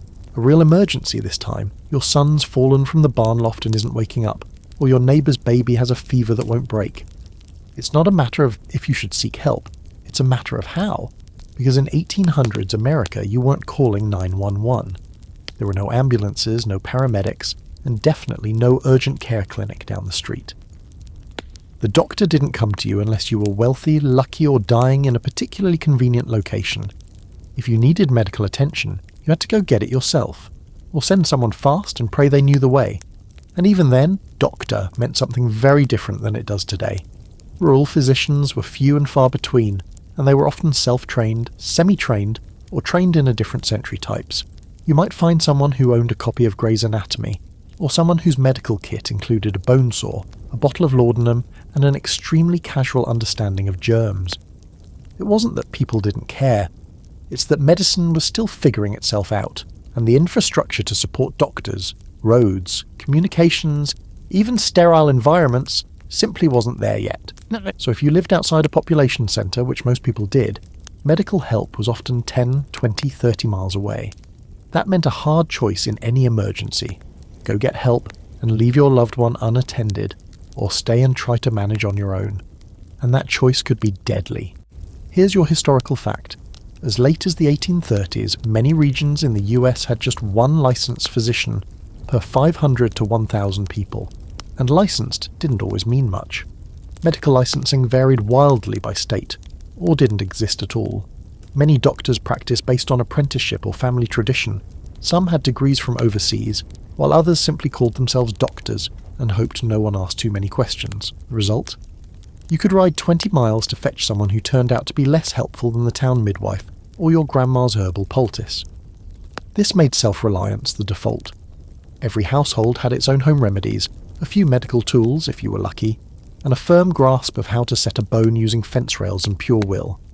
Women were often the de facto healthcare providers, responsible for treating wounds, fevers, childbirth, and most illnesses, because they were there, not because they had formal training. And when things got worse than what herbs or prayers could handle, you saddled up and hoped the doctor's house was within a survivable radius. Quirky fact. Some towns had what they called doctor trees, large trees at the crossroads where riders would leave a note tacked to the bark. Come quick, Margaret's gone into labour and it's breech. If the doctor rode by and saw it, he'd head off in that direction. It was a primitive but effective form of communication, especially when time was of the essence and no one could afford to lose a minute riding all the way to town just to deliver the message in person. But again, travel to get help wasn't simple. The terrain could be treacherous, the weather uncooperative, and the path confusing, especially in the dark. And of course, the longer the distance, the greater the delay. You might reach the doctor only to find he was already out, attending another emergency, travelling to a nearby town, or, let's be honest, drunk. Because yes, that was a thing. Some doctors treated themselves as liberally as their patients, and alcohol was medicine, recreation, and painkiller all in one. Now here's the scholarly wrinkle. Some historians argue that the scarcity of doctors and the difficulty of reaching them actually led to a stronger tradition of community care and folk medicine in rural America. Families relied on their own knowledge, their neighbours, and old world traditions passed down from Europe or carried in oral histories. Others argue that this gap in professional care led to preventable deaths and slowed the adoption of modern medicine across the countryside. Either way, the fact remains, travelling to get a doctor was often as dangerous as the illness itself. And it wasn't just the sick who travelled, it was their families. Parents riding miles with a sick child in their arms, neighbours walking through snow to deliver a message. Sometimes it was a desperate solo mission, sometimes a two-person job, one to ride, one to return with the doctor. The act of seeking help became an ordeal all its own, with its own risks and rituals. People told stories about the doctor arriving just in time, or a few minutes too late. Those arrivals or absences became the hinge points of family lore. There's something deeply human about that struggle, the sheer effort it took to save someone, and maybe that's why people feared travel so much. Because it was never just about going somewhere, it was about getting back, with help, in time, alive. The flip side? Sometimes people didn't even try. If the weather was too harsh, or the injury too severe, families made peace with it, sat vigil, did what they could, hoped. When distance could kill, sometimes you just didn't fight it. And that resignation, that heartbreaking acceptance, was baked into rural life. You couldn't blame the person, you blamed the land, the miles, the way the world stretched just a little too far between where you were and where the help was. No! So the next time you're tempted to roll your eyes at a crowded ER or groan at a 15-minute wait in a modern clinic, just remember, your great-great-grandparents might have ridden 4 hours through rain just to get someone to look at a broken leg. And when they returned, if they returned, it was with no guarantees. And that's why most folks didn't gamble it. They didn't travel unless they had to, because they knew the truth. Sometimes help was just too far away. Let's take a sharp turn now into the dark, brutal undercurrent of 1800s America that shaped where people lived, moved, and didn't. Because if we're talking about who couldn't travel more than 10 miles from home, we need to talk about slavery. And even after slavery, about the way race, poverty and power formed invisible shackles around entire communities. For millions of people, especially in the South, staying put wasn't a lifestyle choice or a matter of muddy roads. It was enforced. By law, by violence, by fear. Let's get something clear right away. Enslaved people didn't travel freely. Period. Movement was restricted, policed, and punished. Leaving a plantation without written permission could get you whipped, chained, or worse, and permission wasn't some formality. It was a document carried like a passport, signed by the slaveholder, stating the person's name, destination, and reason for being off the property. If you were stopped by patrols, neighbours, even random white citizens, and didn't have that paper, that could be a death sentence. The 10 miles from home idea wasn't a social tendency for enslaved people. It was a hard perimeter, reinforced with violence. Here's your historical fact. In much of the antebellum South, slave patrols operated as a kind of informal police force. Groups of armed white men, sometimes volunteers and sometimes paid, rode through the countryside checking the papers of any black person they encountered on the road. They had the authority to detain, interrogate, beat or kill, depending on what they found or claimed to find. These patrols weren't some fringe behaviour. They were institutional, legal, expected, and they made sure that movement was a privilege reserved for the powerful. The limits of movement extended beyond the enslaved. After emancipation, freed black Americans still faced enormous barriers to travel. In many areas, travel could provoke suspicion or worse, accusations of theft, trespassing, or just being out of place. Sundown towns emerged in the North and Midwest, where signs literally warned black travellers to leave by nightfall. Buses and trains, when accessible, were segregated. Accommodations were rare and often hostile. Even when technically free, the practical geography of a black person's life remained tiny, not by choice, but by threat. And now let's look at poor whites. Because it wasn't only race that restricted movement, it was class. Owning a horse, affording a wagon, having the time to travel, these were luxuries. Many white families lived in tenant arrangements or sharecropping systems that tied them to land they didn't own and could barely escape. Leaving the area meant losing work, losing shelter, losing everything. So they stayed too. Not because the road was closed, but because survival was a leash. There's a scholarly debate about how much class mobility really existed in early America. The myth goes that anyone could pull themselves up by the bootstraps, move west, and start fresh. But historians push back, pointing out how systems of land inheritance, debt, and economic gatekeeping locked entire populations in place. Yes, a few people moved, carved out a new life, but the vast majority didn't. Because moving wasn't just hard, it was expensive, it was dangerous, and it was often punished. Here's a quirky, grim little detail. In some regions, poor workers were literally bound out to neighbours, or relatives, a practice where children or teens were given away as labourers in exchange for room and board. Once bound, you didn't leave the property without permission. You worked, you slept, you stayed, for years. These arrangements weren't always legally binding, but they were socially accepted, and they shaped entire childhoods. 10 miles? That might as well have been another planet. And then there were the debt laws. In many places, unpaid debt could result in forced labour, seizure of property, or imprisonment. If you owed someone money, they could demand your labour in kind, and if you ran off, you were hunted down like livestock. Poor farmers, indentured servants, and labourers often stayed where they were not because they didn't want to leave, but because they couldn't afford to. Even the mail system, the one escape route we talked about earlier, cost money. A postage stamp could be out of reach for the poorest citizens. So they didn't just stay physically in one place. They were cut off emotionally, socially, and economically. The boundaries of their lives were enforced not with fences, but with hunger, silence, and shame. And then there were prisons. Travel wasn't just restricted by outside forces, it was sometimes taken away entirely. County jails held more than just criminals. Debtors, dissenters, and runaways filled their cells. And once imprisoned, even for a minor offence, your ability to move might be gone for years. A failed journey could land you behind bars, making the very idea of going somewhere feel dangerous, even stupid. So when we talk about why people didn't travel, we can't just talk about wagons and roads. We have to talk about power, who had the right to move and who didn't, who could afford to leave, and who would be punished for even trying. Because beneath the story of rustic cabins and muddy trails is a deeper story of how systems, laws and fears kept whole swathes of people exactly where they were. 10 miles wasn't a preference. For millions, it was a cage. Now let's zoom in on half the population, women, and how their lives were largely defined by proximity, both physically and socially. If most people in 1800s America didn't stray more than 10 miles from home, women strayed even less. Not because they were incapable or uninterested, but because society had built layer upon layer of barriers that told them in 100 different ways, stay close, stay quiet, stay in place. A woman travelling alone? That was like a goat walking into a saloon. Unusual, unsettling, and probably ending in a mess. From a young age, girls were raised with an inward focus. The home was their domain, and everything outside it was foreign territory, often portrayed as dangerous, improper, or simply unnecessary. Their lives revolved around the hearth, the garden, the children, and a tight circle of family and female neighbours. Journeys were for men, trading, farming, politicking, or fighting.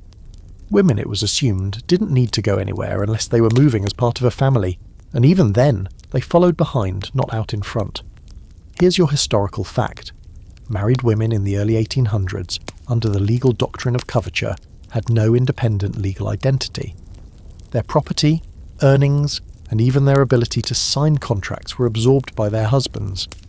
This meant that travelling, even for something like claiming an inheritance or buying land, was often legally impossible for women without male accompaniment.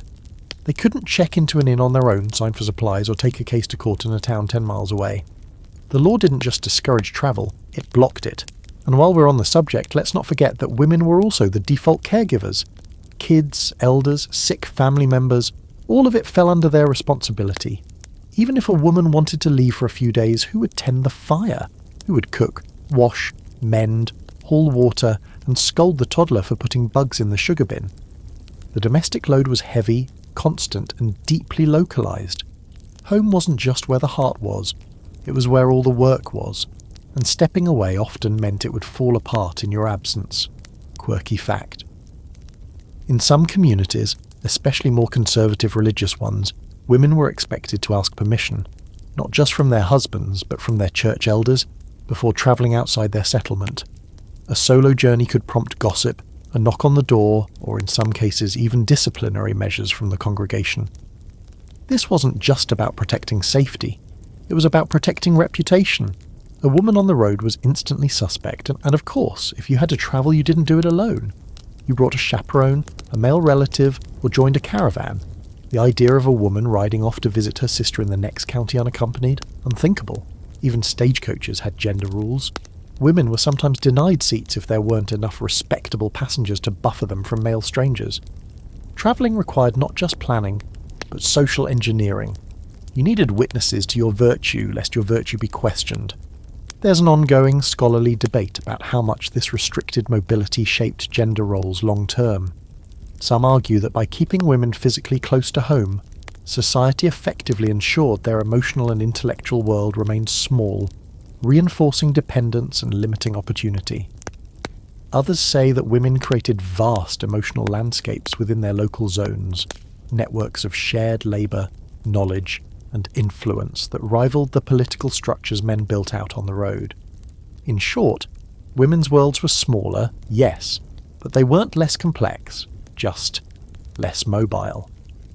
Still, the lack of movement had consequences. Education for women was often localised and informal. Exposure to new ideas, new technologies, or new ways of thinking depended entirely on what filtered into their 10-mile radius. And without the ability to go see for themselves, women relied on letters, books, if they could access them, or second-hand stories. A woman might hear about the railroads, the cities, the revolutions brewing in Europe, but only as echoes. Someone else had gone, seen, decided what was worth telling. Even social visits were limited. Female friendships tended to grow deep roots within close proximity. A best friend might live half a mile down the lane, and you'd see her every day, or not at all if the weather turned bad or the baby had colic. You didn't travel for pleasure. You travelled because someone gave birth, got sick, or needed a hand with the butchering, and even then, it was often just for the day. Come home before dark, always come home, And then there's the darker side. When women did try to move, to escape an abusive marriage, to leave a suffocating town to find work or freedom, they faced a gauntlet of dangers. They were easy targets on the road. They lacked legal protections. If they got caught, they could be dragged back by family, by hired men, by the law. In many states, a husband could legally force a wife to return home. Her body, her movements, they weren't her own. So most women didn't test the system. They worked within it. They built powerful networks close to home. They influenced communities from kitchens and parlours and back gardens, but they didn't go far. Not because they didn't dream of it, but because they weren't allowed to. And that's the truth. Distance wasn't measured in miles, it was measured in rules. A man might be kept home by mud and weather, a woman by everything else. Let's take a detour, not out into the woods or down the pitted road to the next town, but towards something even more powerful in anchoring people to one place: faith. If you want to understand why most Americans in the 1800s never travelled more than 10 miles from home, you have to look at the role of religion, not just as belief, but as community scaffolding. Church wasn't just a Sunday ritual. It was the epicenter of your social, moral, and sometimes even legal life. It grounded you, literally and figuratively, and the deeper your roots in your local church, the less reason you had, or were given, to wander far from it. The church was more than a building.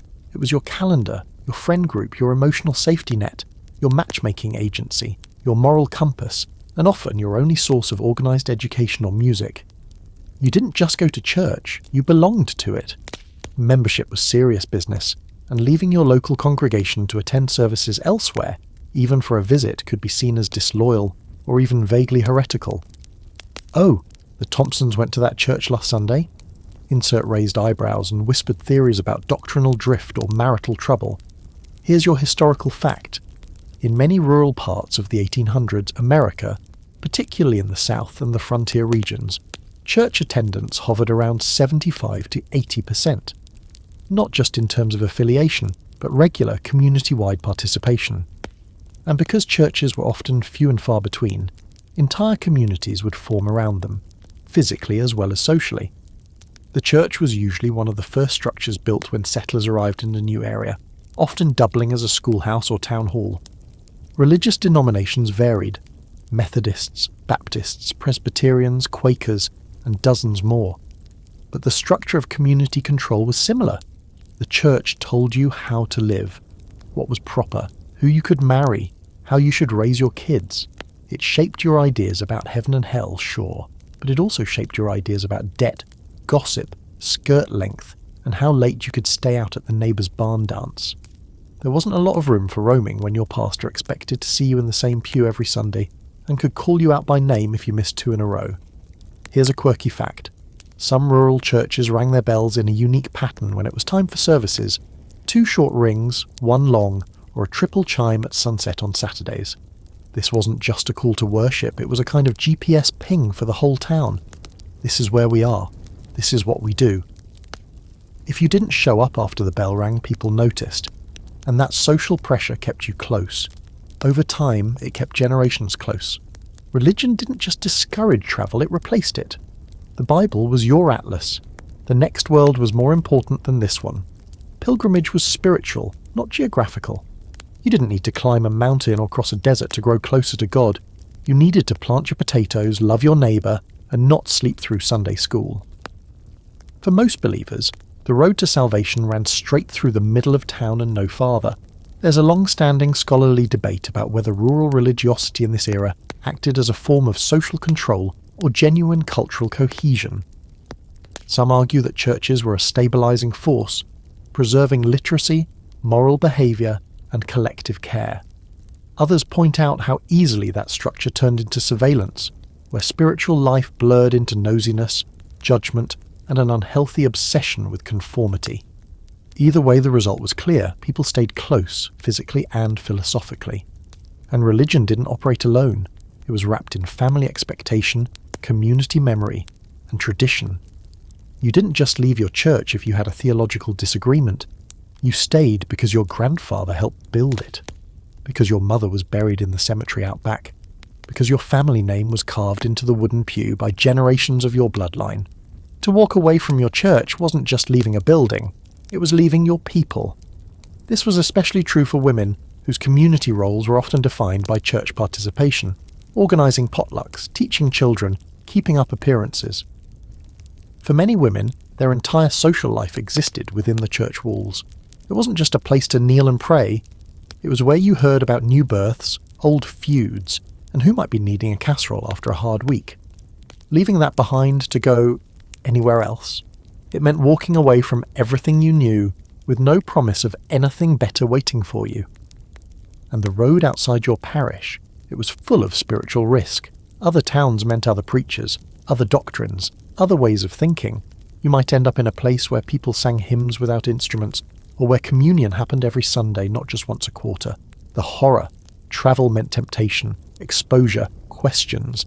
Better to stay home, where everything had already been settled, where the rules were known, and your soul was presumably safe. And don't forget revivals. Travelling preachers did move from town to town, often with a mix of fire and brimstone and portable tents. But these weren't invitations to leave home. They were designed to bring the world to you. When the revival came to town, it was like getting a brief taste of something bigger, flashier, even dangerous. Before everything snapped back to normal the next week, you didn't go to a revival. It came to you. So even if you longed to see the world beyond the hill, your church made sure you remembered what really mattered. The home, the town, the promise of eternity. Every sermon, every hymn, every bowed head was a reminder. The world may be wide, but your place is right here. And for most, that was enough. Now take a long look out across the fields, rows of corn, and maybe wheat, maybe cotton if you're further south, and realise something pretty blunt. The reason most people in 1800s America didn't travel more than 10 miles from home wasn't just fear, or religion, or social norms. It was work. Real, grueling, never-ending, back-breaking work. Agriculture wasn't just a job. It was a life sentence served under the open sky, tied to the rhythm of seasons and the stubborn needs of the land.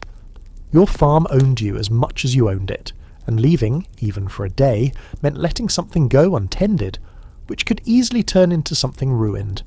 If you've never lived it, it's hard to imagine the sheer physical demand of running even a small farm in the 1800s. No tractors, no irrigation systems, no convenience store to bail you out if your flour ran low. Every tool had to be used, cleaned, and sometimes repaired by hand.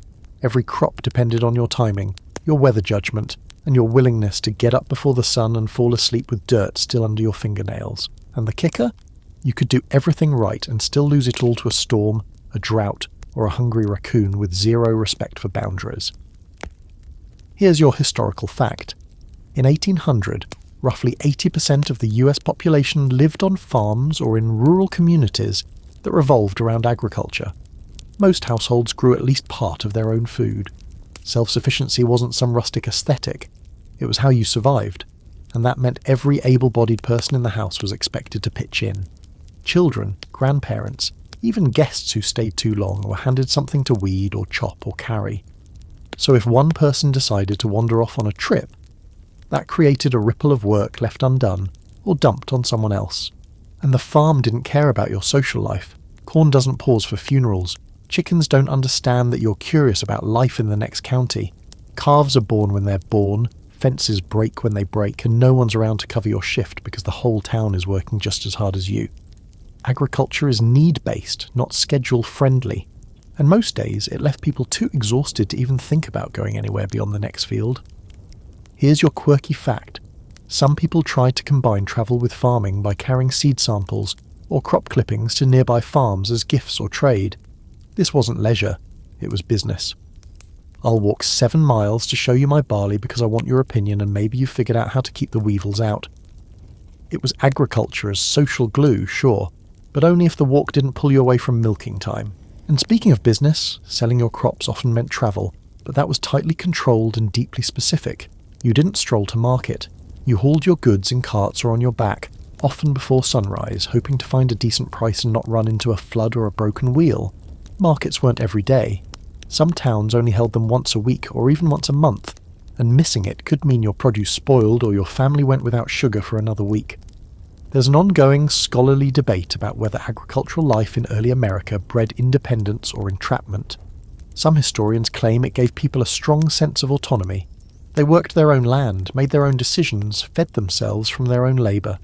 Others argue it was a form of economic imprisonment, keeping families so overworked and under-resourced that they had no chance to explore, rest, or build wealth beyond immediate survival. The truth probably lives somewhere in the muddy middle, and even those who didn't own land weren't exempt. Tenant farmers, sharecroppers, field hands, these folks were even more rooted. They worked someone else's soil, often for a pitiful cut of the harvest, and if they missed a day, that cut shrank. There was no travel for them, only labour and the briefest Sabbath rest, which was often spent fixing what fell apart the week before. Their world was often smaller than 10 miles, and often shrinking, not expanding. Let's not forget seasonal chores. Spring meant planting. Summer was weeding, watering, harvesting early crops. Fall was peak harvest and food preservation. Winter was wood cutting, tool maintenance, livestock care, and panicked calculations about whether your cellar would last till March. There was no season where you could just take a few days. Every season was already booked, and even when you did have a light day, you probably used it to visit a neighbour, repair a roof, or hunt for extra food. Travel for pleasure was a laughable concept. If you had energy to walk, you had energy to split logs. If you had time to wander, you had time to shovel manure, and your community expected that of you. He's off travelling wasn't said with admiration. It was said with side-eye, like you were shirking real work.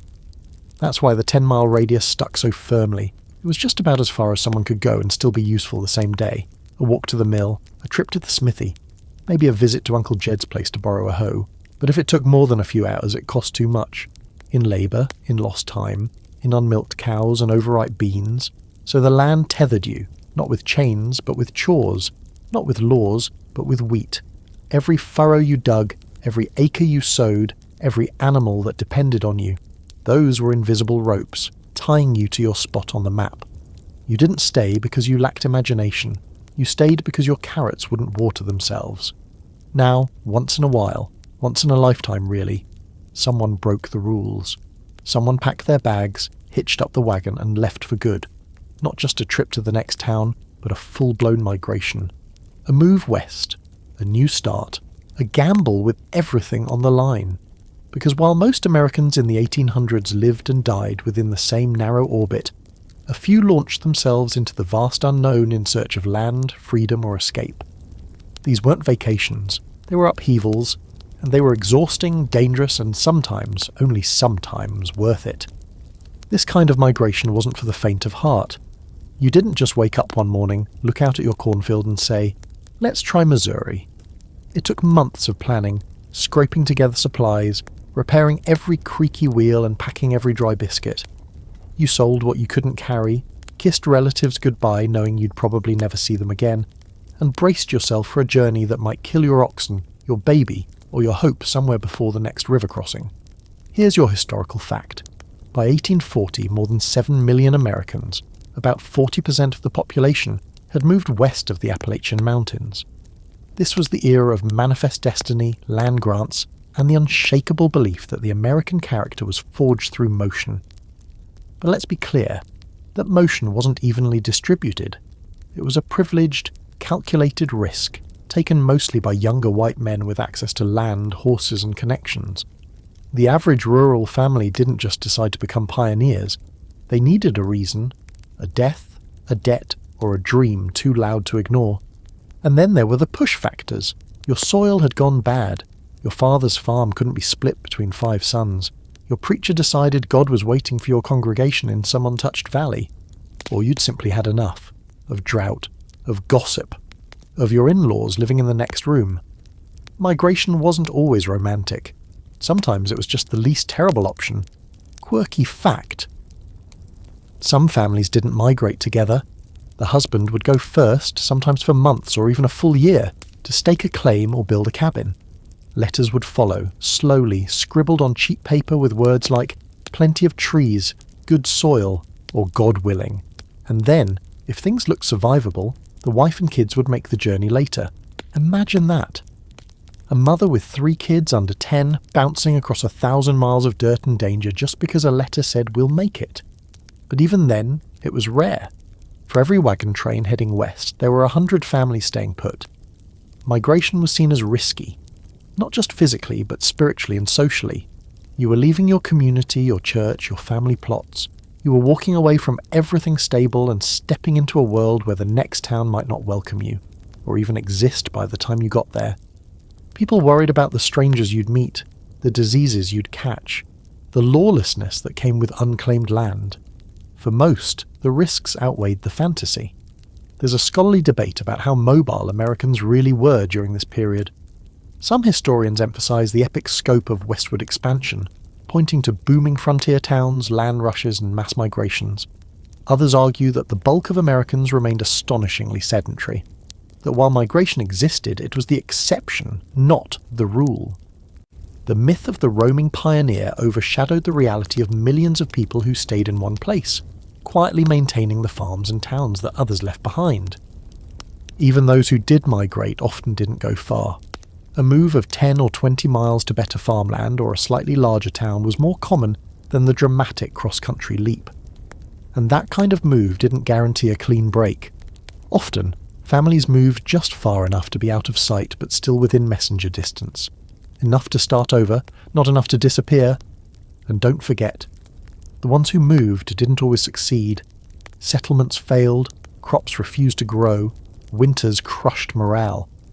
There are countless stories of families who made it to the promised land, only to limp back home a year later with frostbitten fingers and a broken axle, greeted by relatives who never stopped telling them, "I told you so." There were no do-overs, no easy way to reverse course. Migration was one way. If you left, you meant it. Or at least you had to mean it, because the land, the trail, and your exhausted horse weren't going to give you a second chance. So why did people do it? Why leave the only world you knew to cross rivers, mountains, and deserts in a rickety wagon full of stale bread and heavy tools? Sometimes it was desperation. Sometimes it was ambition. And sometimes it was just the fantasy of space. More of it. Room to breathe, to build, to exist without the watching eyes of the neighbours, or the suffocating weight of inheritance.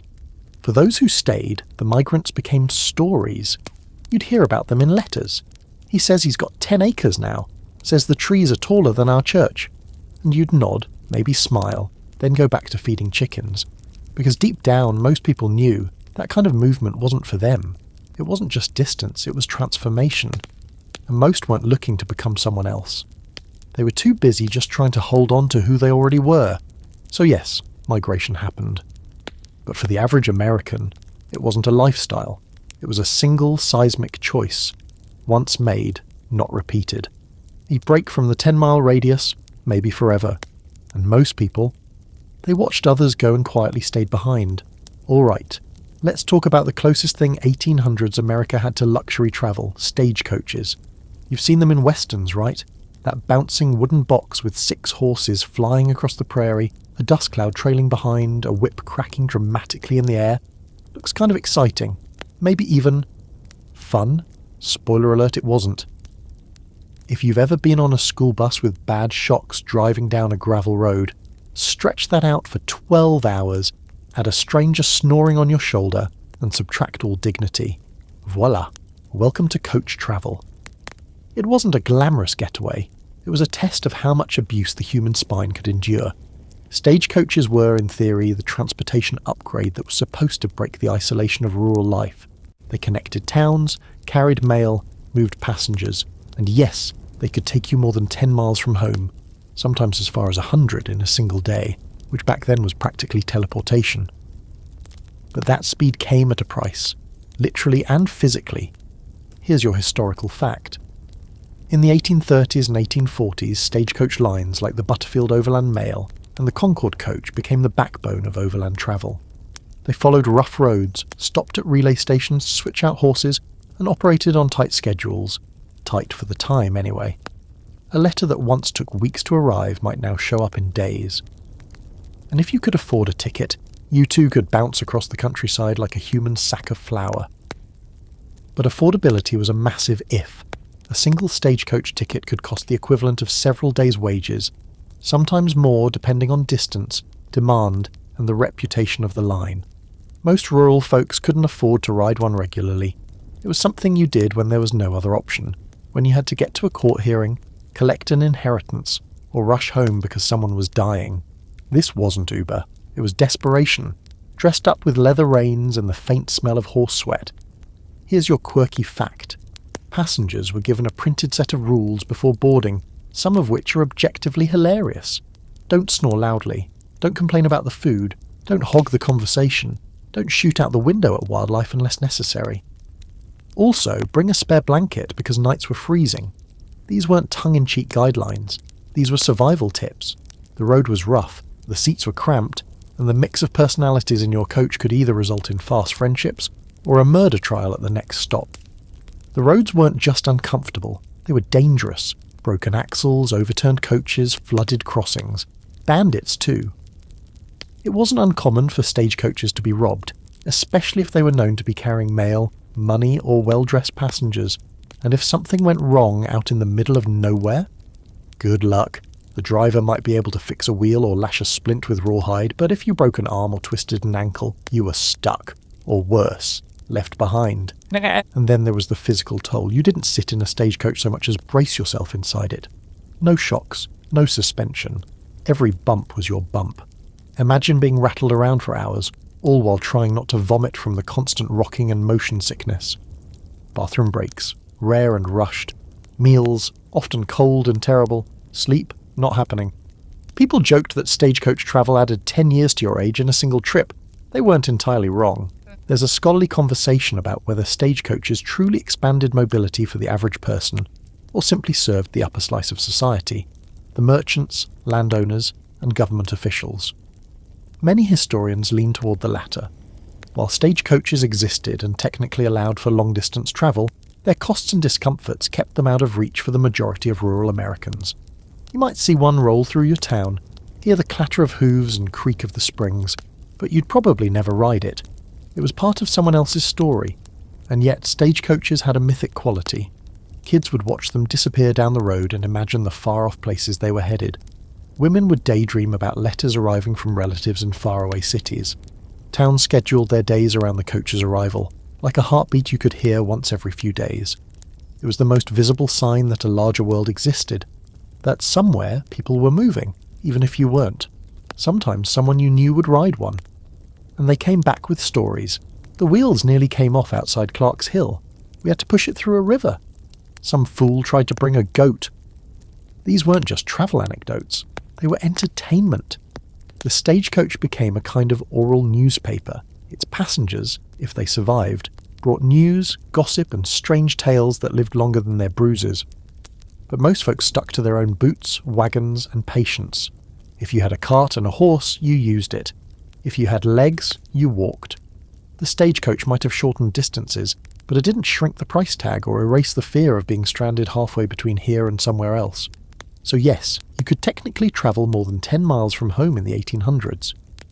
But if your option was climbing into a cramped wooden box filled with strangers, jostling down roads that barely deserved the name, and emerging 3 days later smelling like regret, you probably said, "Hey, I'll just stay put."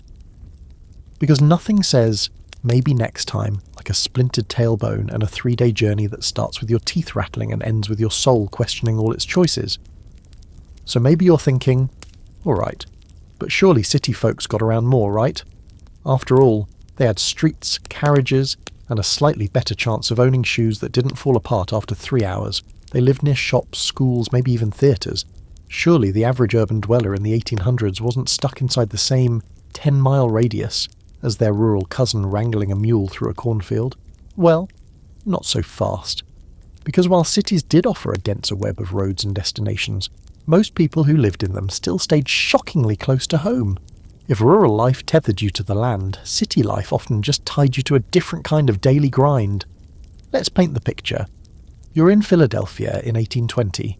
You rent a room over a bakery and work 6 days a week at a print shop 10 blocks away. You walk there in the morning, eat your lunch standing up, walk back at dusk, and collapse into your tiny splintery bed. Repeat that minus Sunday for the next 30 years. You don't hop in a cab, there's no subway. You walk everywhere if you can afford the shoes, and most of your errands, friends and obligations are packed into a walkable loop. That loop? Almost always under 10 miles. Here's your historical fact. In 1800, only about 6% of Americans lived in cities. By 1850, it had crept up to around 15%. But even in urban areas, long-distance travel was limited. Most people worked long hours and lived paycheck to paycheck, well, coin pouch to coin pouch. There was no vacation time, no labour unions, and no concept of getting away for the weekend. Time off meant you were unemployed, or sick, or dead. City mobility was mostly vertical, not horizontal. If you got lucky, you moved up. A better job, a cleaner street, maybe a few more rooms. But you didn't necessarily move out. You didn't spend a weekend in the countryside or a week exploring other boroughs. Travel was expensive. It took time you didn't have and required clothes you couldn't afford. Most working-class city dwellers had one suit, one dress coat, one good pair of shoes. You didn't wear those to go sightseeing, you wore them when someone got married or buried. Maybe both. Here's your quirky fact. Many early city dwellers referred to street names more often than neighbourhood names when describing where they lived, because they rarely needed to orient themselves beyond a few blocks. I'm up by Market and Forth. That was enough. In places like New York, you might never set foot in a neighbouring ward. Entire lives unfolded inside 1 square mile. Your cobbler, your church, your corner grocer, your laundress, each less than a 15-minute walk from your door. Anything beyond that was someone else's zone. Even public transportation, where it existed, didn't make movement easy. Horse-drawn omnibuses started appearing in major cities in the 1820s and 30s, but they were slow, overcrowded and bumpy. You had to pay, which ruled out the very poor, and the routes were limited. Trains and streetcars came later, but again, they weren't built for exploration. They were built to move labour from one part of town to another, or to ferry goods between docks and factories.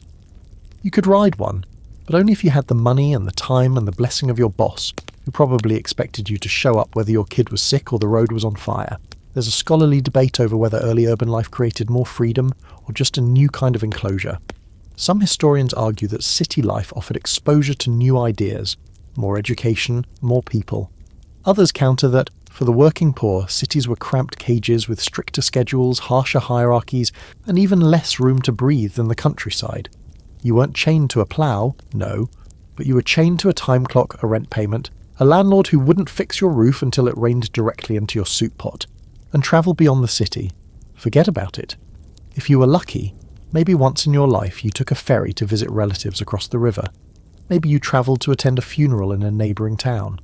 But the idea of leaving the city, stepping outside that dense, smoky grid, and into the countryside or another city altogether, was rare. People didn't own carriages, they didn't have relatives with second homes, and they didn't trust what they didn't know. Why would I go to Camden? I've got everything I need right here. It wasn't arrogance, it was reality. Social expectations reinforced this. If you were out of your neighbourhood too often, people talked. You weren't reliable. You were chasing trouble. In a world where reputation was your best currency, you didn't wander without a reason. Even among the wealthier classes, travel was scheduled and narrow.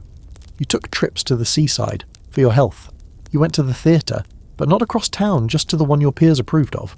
You rode through the park, not to get somewhere, but to be seen. It was movement with a purpose, and even that purpose was tightly prescribed. So yeah, even in the bustling streets of Boston, the shadowy alleys of Baltimore, or the smoky factories of Cincinnati, most people lived within their bubble.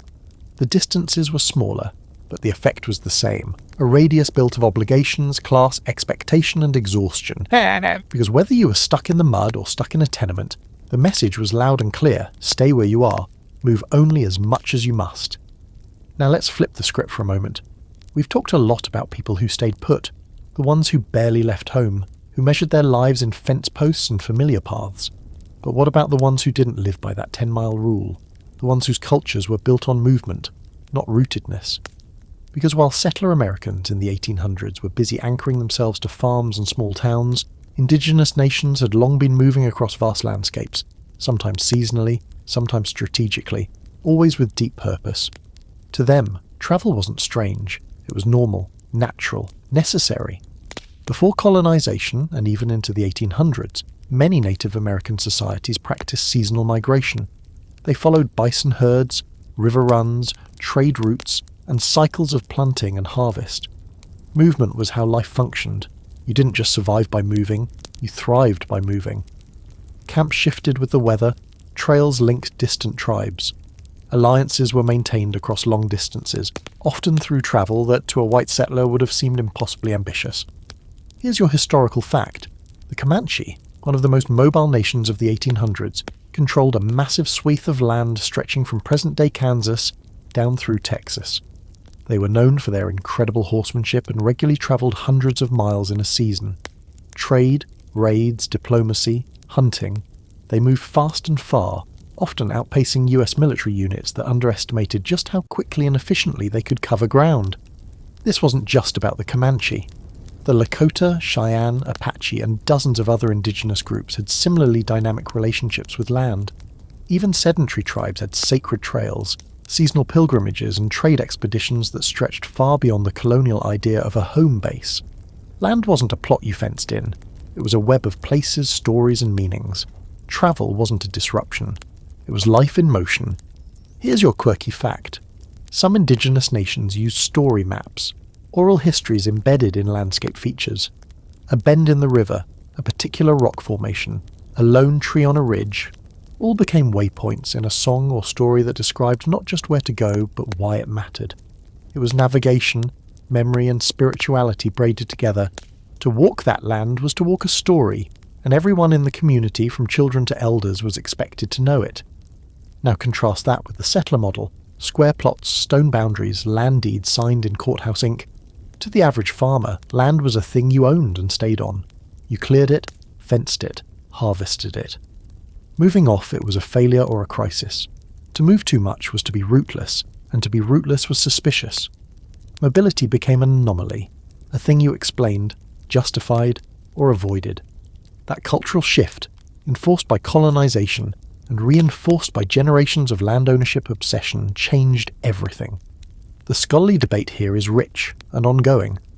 Some historians argue that the settler fixation on permanence and control clashed fundamentally with indigenous worldviews, creating tension that went far beyond guns and treaties. Others suggest the real divide wasn't about mobility versus settlement, but about power, who got to move freely and who didn't. Indigenous people weren't just mobile by tradition. They were forced to move by policy, war, and relentless displacement. What began as self-determined travel became exile. By the mid-1800s, many indigenous nations had been pushed off their ancestral lands through treaties, violence, or outright theft. The Trail of Tears is the most infamous example, but there were dozens of smaller trails, routes of removal, loss, and forced migration. Movement, once sacred and strategic, became painful and coerced. The same government that celebrated westward expansion for white settlers criminalized the movements of native people. They were confined to reservations, often hundreds of miles from their homelands, and restricted in how far they could travel without government permission. This added a brutal irony to the 10-mile rule. Settlers, terrified of the unknown, chose not to travel. Indigenous people, once masters of a long-distance movement, were not allowed to. The land narrowed for everyone, but for vastly different reasons. And then there's the matter of how indigenous movement was recorded, or more often, not.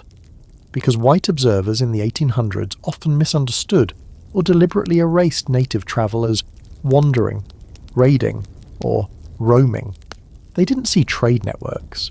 They didn't see seasonal patterns or spiritual pilgrimages. They saw threat. And that misunderstanding bled into maps, laws, and public perception for generations. A people on the move couldn't be civilized, they claimed. Movement meant danger. Stability meant trust. So indigenous mobility was first criminalized, then forgotten, then mythologized. The people who once traversed the continent with ease became caricatures in buckskin, frozen in place by history books that preferred them stationary or gone. But the truth is, mobility was a core strength of indigenous life. A resilience. A system of adaptation that had existed long before settlers drew borders and named everything after generals. It's a truth most people never learn. While your great-great-grandparents were terrified of venturing beyond the next hill, the people they displaced had been walking that land for centuries, knowing every tree, following the stars, teaching their children how to move with purpose, not fear. So when we say most people never travelled more than 10 miles from home, that's only true if we're looking at one kind of story, one kind of culture, the settler story. But zoom out, look further back, and the land itself tells a different tale. of trails, not fences, of movement, not stillness, and of a world that once understood travel not as escape, but as belonging. Then, one day, almost without warning, the sound of iron and steam shattered everything. The world started changing in long, straight lines. Steel rails cut across fields that had never known a wheel track. Black smoke trailed across blue skies, and people watched machines, actual machines, whistle and groan as they hauled dozens of people and tons of goods through towns where, just a generation earlier, oxen had been the top speed available. This was the railroad, and it changed the game. It didn't just move people, it moved the idea of movement. Suddenly the distance between here and there wasn't so intimidating. That sacred 10-mile radius, it started to crack. Railroads didn't arrive all at once, of course. At first they were expensive, experimental, and a little terrifying. The first passengers sat stiffly in wooden cars, eyes wide, ears ringing from the shriek of metal on metal. Speeds reached 15, sometimes 20 miles per hour, which was practically sorcery to someone used to walking behind a mule. And yet, once the initial shock wore off, something bigger set in. Awe. Because this wasn't a better wagon.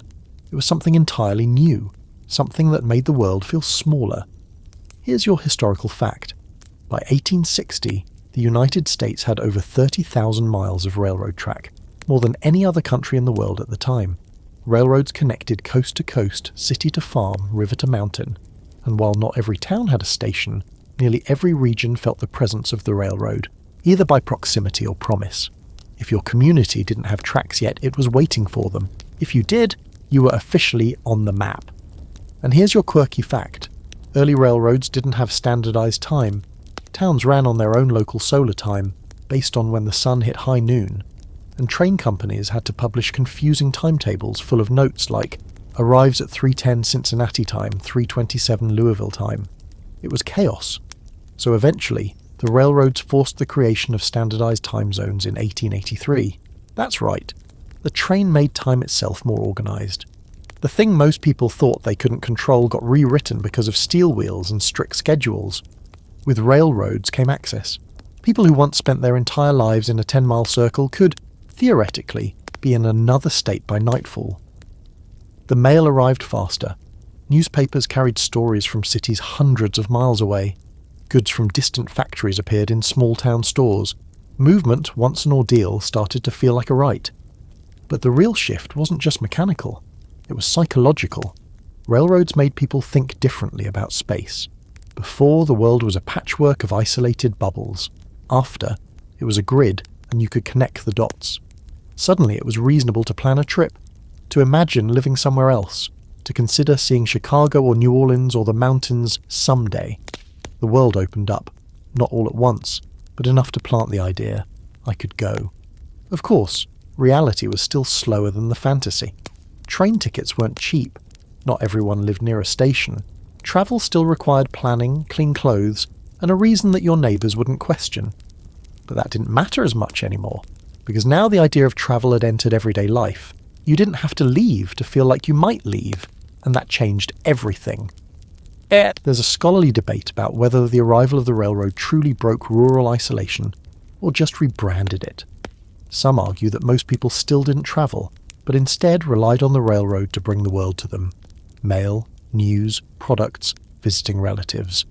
Others insist that the mental shift was just as powerful as the physical one.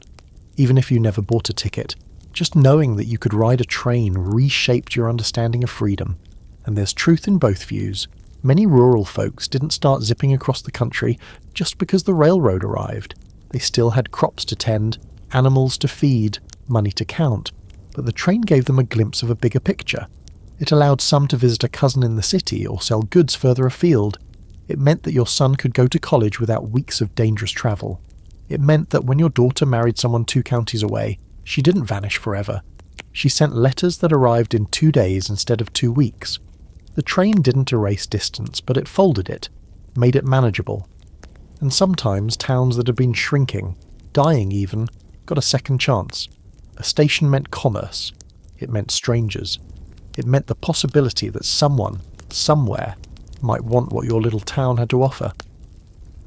Trains carried not just people and freight, but opportunity, and people felt that. They built hotels, taverns, boarding houses. They welcomed travellers instead of fearing them. Slowly, the suspicion that had haunted every stranger on the road began to ease. Of course, not everyone embraced the railroad.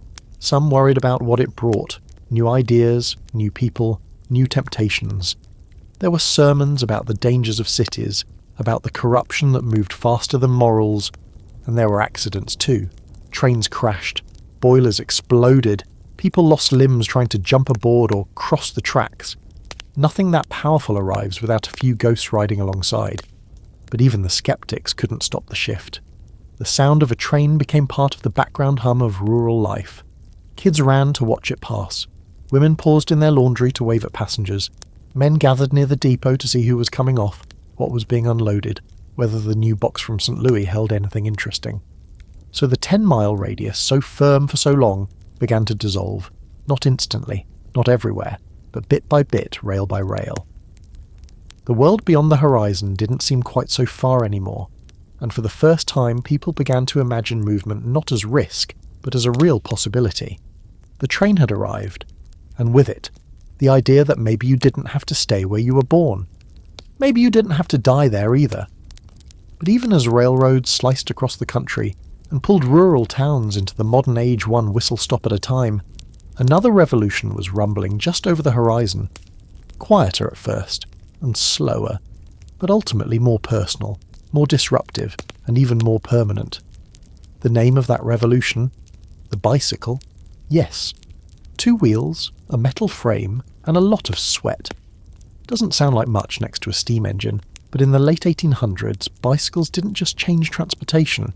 They shifted the boundaries of everyday life, especially for people who'd never had much control over their own mobility. And suddenly, the idea of 10 miles from home started to look less like a prison sentence and more like an afternoon ride.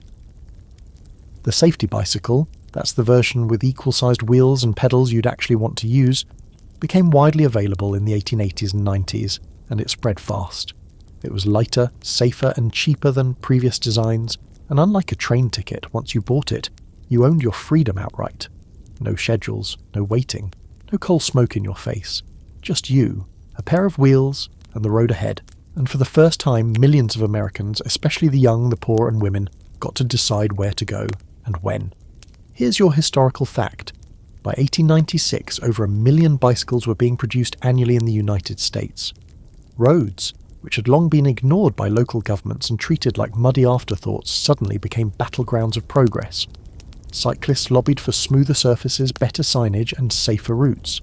Their movement even had a name, the Good Roads Movement, and though they had no idea at the time, they were laying the groundwork for the car culture that would soon follow. But in the 1890s, the bicycle was still king. It was affordable, it was quiet. It could go 15 miles an hour, faster than a horse in many cases, and didn't need feeding or stabling. For young men, it was freedom incarnate. For women, it was practically revolutionary. Suddenly they could travel without a chaperone, visit friends in neighbouring towns, even commute to jobs or school. And of course, this set off a wave of social panic among those who liked their women firmly within walking distance. Here's your quirky fact. Newspapers at the time published breathless warnings about bicycle face, a supposedly permanent facial expression caused by the strain and excitement of cycling. It was said to result in flushed cheeks, strained eyes, and a look of independence that just wasn't considered proper. Translation. People were freaked out that women looked too confident on bikes, and it wasn't just about confidence. The bicycle allowed people to redefine their map, not the printed one, but the internal one. What used to take all day on foot could now be done before lunch. Errands, social visits, even political organising, all sped up. Towns that had once seemed isolated could suddenly be looped into an individual's daily life. A 10-mile radius. That was now a casual spin, not a boundary. There's a scholarly debate about whether the bicycle truly democratised travel or just gave a new toy to people already on the rise. Some argue that even though bikes were cheaper than horses or train fare, they were still out of reach for the very poor. Others point to working-class neighbourhoods where families pooled money to buy a shared bicycle, or where kids took side jobs just to earn enough for one. Either way, the ripple effect was real. The very idea that you could travel independently, without help, without permission, without waiting, rewrote the rules. And the shift didn't go unnoticed. Churches warned against moral corruption on the road. Doctors cautioned against overexertion. There were complaints that bicycles were undermining traditional courtship rituals, allowing young people to disappear for hours at a time. Town councils debated whether to allow bikes on sidewalks, how fast was too fast, and what to do about the hooligans who dared to pedal after dark. But the genie was out of the bottle. With a bicycle, anyone with strong legs and a few spare hours could expand their world. You didn't need a horse. You didn't need train fare. You didn't even need to be welcome in the next town. You could just go. For a rural kid who'd only ever seen the edge of the neighbour's pasture, this wasn't transportation. It was transformation. Even more profound was the psychological shift. Before bikes, the space between places was heavy. It took effort and time and permission. Travel was often tied to need. Go get the doctor, pick up the seed order, attend a funeral. The bicycle cracked that mindset. Now you could travel just because you wanted to. Just to see what was there. Just to move. That was radical. Women in particular seized the opportunity. The Bloomers movement, women adopting less restrictive clothing, was tied directly to cycling. Female suffragists praised the bicycle as a tool of independence. Susan B. Anthony called it one of the most important tools for women's liberation. That's a lot of power, packed into 2 wheels and a squeaky chain. And it didn't stop at gender. Young men could chase jobs further afield. Labour organisers used bikes to travel between towns. School teachers rode to faraway classrooms. Even farmers began to bike into town instead of hitching up the wagon. The radius expanded. Not dramatically, not all at once, but enough. Enough to feel it. Enough to know the old borders no longer held. So if you're ever picturing a quiet dirt road in 1890, imagine it with a figure pedalling along, shirt damp with sweat, hat pulled low, maybe a grin on their face. They're going somewhere not because they have to, but because they can. The road is still bumpy, the tyres are thin, but the direction, that's all theirs. And maybe for the first time in generations, someone leaves home and doesn't look back. Not out of desperation or fear, but out of sheer, pedalled possibility. And just when you thought the world couldn't get any faster, any louder, or any more unhinged, along came the automobile, the ultimate game changer, the final nail in the coffin for the 10-mile rule. Because if trains connected towns and bicycles gave individuals their first real taste of independence, the car handed over control. Total, unapologetic, engine-powered control. And with it came noise, speed, traffic laws, fumes, arguments over directions, and eventually drive-through hamburgers. But in the beginning, in the early 1900s, the car was a miracle with wheels. It didn't just open the map, it unfolded it like a giant dusty accordion and said, "Go ahead, see how far you can get." Let's be clear, in the earliest days, cars weren't for the average farmer or shopkeeper. They were playthings for the wealthy, big, loud, unreliable, and terrifying to horses. People stared as they passed, half convinced the whole thing would explode and not entirely wrong for thinking so. Early motorists had to be part driver, part mechanic, part adventurer. Roads were still terrible. Gas stations didn't exist yet. You packed extra fuel in cans and hoped the next town wasn't too far. And still, people were hooked. Here's your historical fact. By 1910, there were over 450,000 registered automobiles in the US. A massive jump from just 8,000 a decade earlier. And while that number might seem small now, its cultural impact was enormous. People were suddenly crossing distances that would have taken all day in a wagon, in just hours. Vacations became real possibilities. So did commuting. So did Sunday drives, courtships on wheels, and the kind of casual visit that would have been unthinkable 50 years prior. But the magic moment came with Henry Ford's Model T. Reliable, affordable, and mass-produced like never before. It rolled onto the scene in 1908 and never looked back. By 1920, millions of Americans owned cars. Not just the rich, everybody. The blacksmith, the barber, the schoolteacher. Suddenly, the 10-mile limit wasn't just broken, it was annihilated. A relic. An old superstition, as silly as worrying about falling off the edge of the earth. Here's your quirky fact. Early drivers had to learn their way around without road signs, or maps, or standardized rules of the road. The first drivers' handbooks? Full of advice like honk before corners, avoid chickens and carry chains in case of mud. Traffic laws were made up as cities went along. In some places, pedestrians still had right of way because, for centuries, they were the only traffic. Cars changed all that. Fast. Of course, not everyone welcomed the revolution. Rural families, used to peace and quiet, hated the dust and noise. Horses panicked. Churches complained about Sunday noise. Preachers warned that cars encouraged sinful behaviours like dancing, drinking, and driving into the woods with improper company.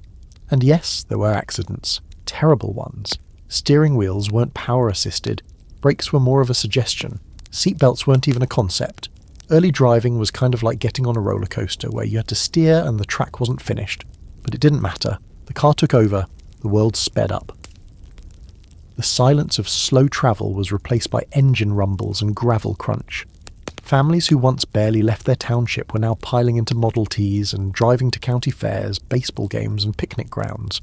Teenagers who once courted under porch lights were now disappearing down dirt roads, returning home a little too late, hair tousled and cheeks flushed. There's an ongoing scholarly debate about whether the car truly liberated rural Americans or just extended the trap in a faster direction.